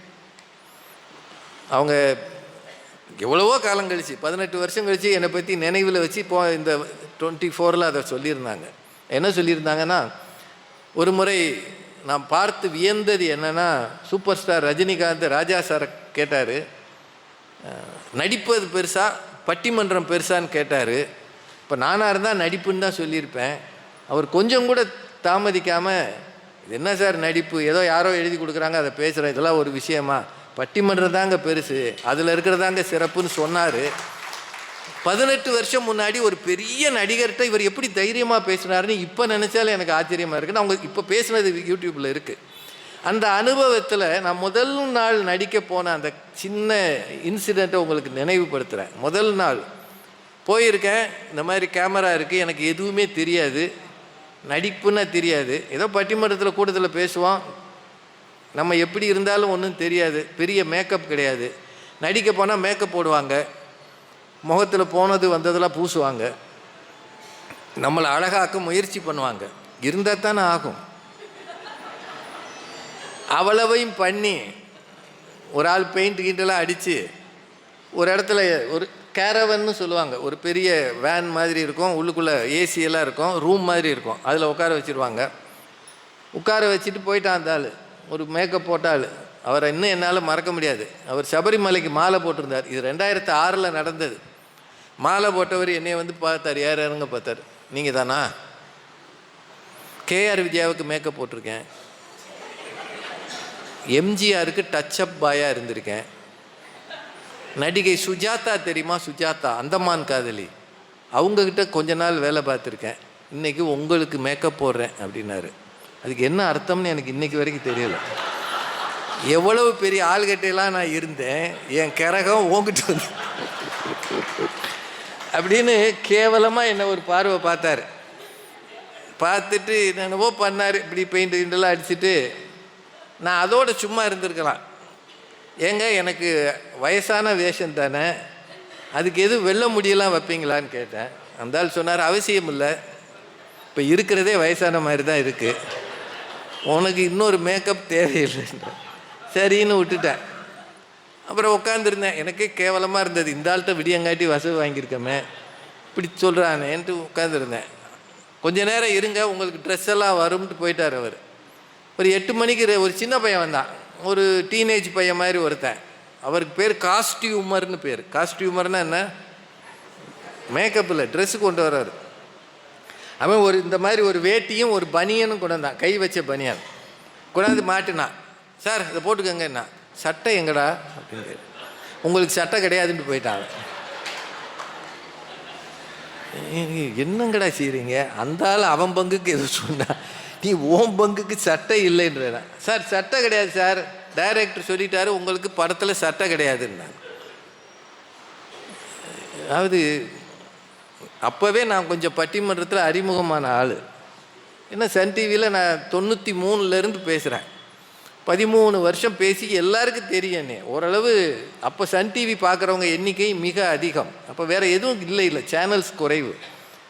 பரிதாபமாக நான் அங்கேருந்து இறங்கி இப்போ இங்கே இருக்கிறோம்னா, இப்போ அந்த அதியமான் பேலஸ் இருக்குல்ல, இவ்வளோ தூரம் நடக்கணும். இவ்வளோ தூரம் நடந்த போனால் தான் அந்த ஷூட்டிங். அது ஒரு சின்ன காலனியில் இருக்குது. 2 பக்கமும் சரியான கூட்டம் நிற்கிது ஷூட்டிங் பார்க்க. காரணம் அங்கே வர்றது யார்? Super star. அவர் இதே மாதிரி ஒரு கேரவனில் தான் இருக்கிறாரு. அவர் அழகாக ட்ரெஸ் பண்ணி வர்றாரு. எல்லாரும் நல்லா ட்ரெஸ் பண்ணி போகிறாங்க, நான் மட்டும் பனியனோடு போகிறேன். 2 சைடு இருக்கவங்க பேசுகிறது என் காதில் விழுது. இந்த ஆள் டிவியில் வர்றவர் தானே, என்னங்க சட்டை போடாமல் தெரியுறாரு. நான் யார்கிட்ட போய் சொல்கிறது? பரிதாபமாக நடந்து போய் அங்கே போய் நின்னாச்சு. அங்கே போனால் அது ஒரு வீடு, கீழ்பாக் லோ இன்கம் குரூப் காலனின்னு இன்றைக்கி இருக்குது. அது எல்ஐஜி காலனி கீழ்பாக். அந்த வழியாக போகும்போதெல்லாம் எனக்கு பழைய ஞாபகம் வரும். அங்கே இந்தியன் பேங்கில் வேலை பார்த்த ஒருத்தரோட வீட்டு தான் எங்கள் வீடு அப்படின்னு வச்சுருந்தாங்க. அது உண்மையாக ஒரு குடும்பம் இருக்கிற வீடு. அந்த வீட்டுக்குள்ளே நான், என் மனைவியாக நடிக்கிறவங்க, என் மகளாக நடிக்கிற கதாநாயகி 3 பேர் இருக்கணும். வெளியில் யார் நிற்கணும்? சூப்பர் ஸ்டாரும் நடிகர் விவேக்கும் நிற்பாங்க. அவங்க எங்கள் வீட்டுக்கு வந்து பெல் அடித்து நான் வந்து கேட்கணும் அவங்கக்கிட்ட, புதுசாக இவங்க வந்திருக்காங்களே, இவங்க பீரோ திருடர்களான்னு கேட்குறதா அந்த சீனு. அது படம் பார்த்தது ஞாபகம் இருக்குது சிவாஜியில். இதுதான் நமக்கு முதல் சீனு. வந்தால் இந்த கேமரா வந்து இவ்வளோ தூரத்தில் இல்லை, அந்த கதவு கிட்ட இப்படி இருக்கும், கதவுலேருந்து 2 அடியில். இவங்க 2 பேரும் அந்த கதவை ஒட்டி நிற்பாங்க. நான் உள்ளே இருந்து கதவை திறக்கணும். திறந்து இவங்ககிட்ட ஒரு டயலாக் சொல்லணும். என்ன டயலாகுன்றீங்க? யார் நீங்கள், என்ன வேணும், இவ்வளோதான் டயலாகு. யார் நீங்கள், என்ன வேணும். முதன்னு நம்மளை நடிக்க விட்டாங்களா? ஆக்ஷன்னு அவர் சொன்னோடனே வேகமாக வந்தால் கதவு திறக்க மாட்டேங்குது, கை நடுங்குது, விட்டாச்சு. அவர் கட் ஏன் கதவை திறக்கலைனார்? சார் வரமாட்டேங்குது சார் அப்படின்னு. சரி போங்க திரும்ப வாங்க. திரும்ப இவங்க 2 பேரும் வெளியில், இவங்க இருக்கிறது எனக்கு தெரியாது, கதவை திறந்தால் தானே தெரியும். உங்கள் 2 பேர் கையில் ஒரு நோட்டோட இப்படி, அந்த படம் பார்த்தீங்கன்னா தெரியும், வர்றப்பா நிற்பாங்க ஆஃபீஸர் அப்படின்னு.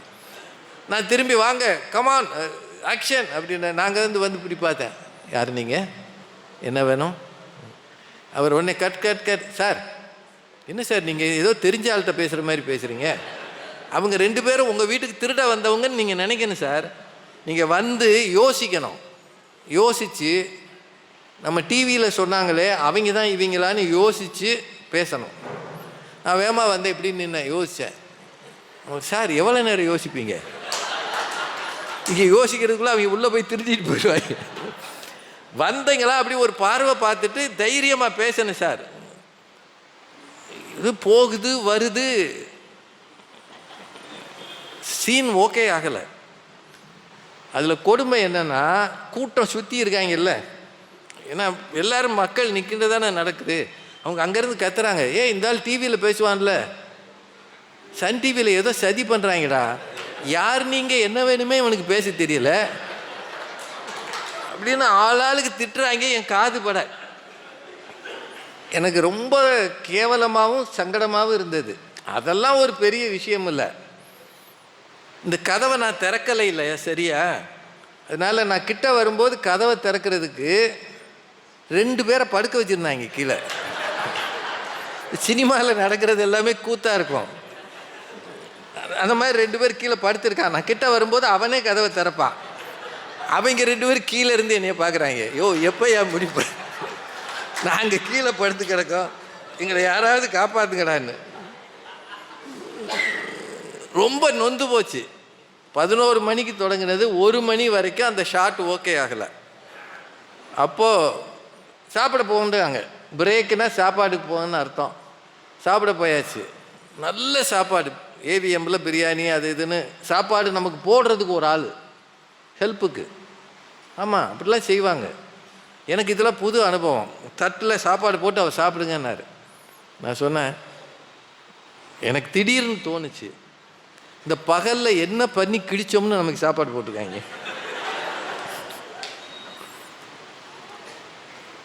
To I deserve this meal? இந்த உணவு எனக்கு சாப்பிட தகுதி இருக்கிறதா? இது நிஜமாகவே என் மனசில் நினச்சேன். நான் இதை யோசித்து பார்க்குறது உண்டு. ஒவ்வொரு வேளையும் உணவை உண்ணும் முன்னால் இறைவனுக்கு நன்றி சொல்லணும். இந்த உணவை விளைவித்த விவசாயிக்கு நன்றி சொல்லணும். இதை கொண்டு வந்து நமக்கு சேர்க்கிற வணிகர்களுக்கு நன்றி சொல்லணும். இதை சமைத்து தருகிற சமையலர்களுக்கோ மனைவிக்கோ அம்மாவுக்கோ நன்றி சொல்லணும். சாப்பாட்டை கையில் வைக்கும் முன்னாடி இந்த உணவை இன்னைக்கு சாப்பிட்றதுக்கு நான் ஏதாவது நன்மை செய்திருக்கிறேனா என்று யோசித்து பார்த்து அந்த உணவை உண்ணணும். Do I deserve to eat this? இந்த இடத்துல உட்கார்றதுக்கு எனக்கு தகுதி இருக்கா? இதை சாப்பிடுவதற்கு எனக்கு தகுதி இருக்கா? நான் என்ன நல்லது செஞ்சுருக்கேன்? ஒன்றுமே செய்யலை, அரை நாள் ஷூட்டிங்கை கெடுத்திருக்கேன் அப்படின்னு மனசுக்குள்ளே நிஜமாகவே எனக்கு பயங்கர வருத்தம். பக்கத்து கேபினில் டைரக்டர் இருந்தார். அவர்கிட்ட போனேன், சார் நீ விட்டுருங்க, நான் பாண்டியன் எக்ஸ்பிரஸில் மதுரைக்கு போயிடுறேன், எனக்கு இதெல்லாம் வராது, சங்கடமாக இருக்குது சார், ரொம்ப கஷ்டமாக இருக்குது, வெக்கமாக இருக்குது சார். இது நிஜமாகவே நான் அவர்கிட்ட பேசினது. அவர் இன்றைக்கும் அவர் இருக்கிறார், அவர்கிட்ட கேட்டு தெரிஞ்சுக்கலாம். இப்போ பக்கத்தில் ரஜினி சார் சாப்பிட்டுட்டு இருந்தார். அவர் என்னை பார்த்தாரு, ராஜா எத்தனாவது படம் நடிக்கிறீங்கன்னாரு. சார் என்ன சார் கேவலமாக கேட்குறீங்க, எத்தனாவது நாள்? இன்னைக்கு தான். ஓ, முதல் நாள், முதல் படத்துலையே டேக் வாங்காமல் நடிக்கிற அளவு சூப்பர் நடிகரா நீங்கள் அப்படின்னாரு. இல்லை சார்னே. அப்போ போய் சாப்பிடுங்க போங்கன்றார். தடுமாறி தையா வரணும், கற்றுக்கோ, கவலைப்படாத, பயப்படாத, நீ என்ன செய்கிறையோ அதை சந்தோஷமாக செய்தேன்னா அடுத்த டேக்கு ஓகே ஆகும்னு அவ்வளோ பெரிய மனுஷன் சொன்னார். காரணம் யோசிங்க, பல பெரியவர்கள் நம்முடைய குறைகளை கண்டுகொள்ளாமல் இருந்ததால், மன்னித்ததால், மறந்ததால் தான் நாம் இந்த நிலையில் இருக்கிறோம். யாரோ ஒருவர் நம்மை மன்னித்து இருக்கிறார், யாரோ ஒருவர் நம் குறைகளிலே கை தூக்கி விட்டிருக்கிறார், யாரோ ஒருவர் நமக்கு ஏணியாக இருந்திருக்கிறார், யாரோ ஒருவர் நமக்காக அக்கறை காட்டியிருக்கிறார். அப்படியெல்லாம் யாரோ ஒருவர் இந்த மண்ணில் இருப்பதால் தான் நாம் இந்த அளவு வாழ்கிறோம், வளர்கிறோம். அப்படி என்றால் யாரோ ஒருவருக்கு உதவ வேண்டும் என்பது நம்முடைய கடமை தானே? கடமையா இல்லையா? அற்றார் அழி பசி தீர்த்தல் அஃது ஒருவன் பெற்றான் பொருள் வைப்புழி. ஒரு அருமையான திருக்குறள் உண்டு.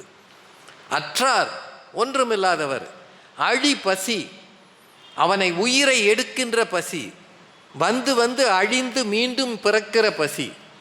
பசி மட்டும்தான் அழிந்த வேகத்தில் பிறக்கும்.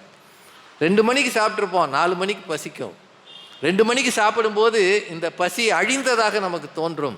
ஆனால் 4 மணிக்கு திரும்ப எந்திரிக்கும். இந்த காலத்தில் அசுரர்கள் எல்லாம் ஒவ்வொரு இரத்த துடியிலும் இருந்து வருவார்கள்னு வாங்கல்ல, அது மாதிரி எழுந்திரிக்கும். அழி பசி தீர்த்தல் அஃது ஒருவன் பெற்றான் பொருள் வைப்புழி. ஏன்னா நிறைய பணம் இருக்குது, இது எந்த லாக்கரில் வைக்கிறது, எந்த பேங்க்கில் போடுறது, எங்கே இடம் வாங்கிறது, எங்கே மனை வாங்கிறது, எங்கே மாளிகை கட்டுறது, இதெல்லாம் நம்முடைய பொருளை சேர்க்கும் இடமாக இருக்கலாம். அது எல்லாத்தையும் விட வறுமையில் இருப்பவர்கள், ஏழைகள், பசியோடு இருப்பவர்கள், பசியை நீக்குவது தான் உன்னுடைய பொருளை போட்டு வைக்கிற அருமையான ஒரு சேமிப்பு கிடங்கு. அதுதான் சரியான மூலதனம். அதுதான் உன் தலைமுறைகளை வாழ வைப்பதற்கு நீ சேர்க்கிற புண்ணியம். அப்படின்னா நாம் செய்ய வேண்டியது என்ன? மற்றவர்களுக்கு பசி நீக்குவது. அதைத்தான் இன்றைக்கு நான் உங்கள் முன்னாடி சொன்னேன். தயவு செய்து வாய்ப்பு இருக்கிறவர்கள், ஆன்மீக தேடலில் இருக்கிறவர்கள், இறைவனை தேடுங்கள், இறைவனை வணங்குங்கள், இறைவனுக்காக எல்லாமே செய்யுங்க. கோயிலுக்கு போங்க, சாமி கும்பிடுங்க, காணிக்க போடுங்க, எல்லாம் செய்யுங்க. ஆனால் அதோடு கூட வாய்ப்பு இருக்கும்போது பிறருக்கு, பிற உயிர்களுக்கு உங்களிடம் இருப்பதை பகுத்து உண்ணுங்கள். பகுத்து உண்ணும்போது அதுதான் நம்முடைய மதம், நம்முடைய மொழி நமக்கு தருகிற அறம். பகுத்துண்டு பல்லுயிர் ஓம்புதல், நூலோர் தொகுத்தவற்றுள் எல்லாம் தலை என்கிற வள்ளுவரின் வாக்கு அதைத்தான் உணர்த்துகிறது என்று சொல்லி ஏறக்குறைய 1 மணி நேரம் 40 நிமிடம் எழுந்து போகாமல் இருந்து கேட்ட தர்மபுரி வாழ் சுவைஞர்கள் அத்தனை பேருக்கும் நன்றியை சொல்லி, ஆன்மீகத்தில் ஆனந்தம் என்கிற இந்த அமைப்பு 100 நிகழ்ச்சிகளை நடத்தி 1000வது நிகழ்ச்சியை கண்டு இந்த மண்ணுக்கு பெரும் சேவை செய்ய வேண்டும் என்று வாழ்த்தி வணங்கி விடைபெறுகிறேன். நன்றி, வணக்கம். இந்த பதிவை குறித்து உங்களுடைய கருத்துக்கள் வரவேற்கப்படுகின்றன. மறவாது தர்மபுரி சேனலை சப்ஸ்கிரைப் செய்து பாருங்கள். இந்த நாள் இனிய நாளாக அமைய வாழ்த்துகின்றோம்.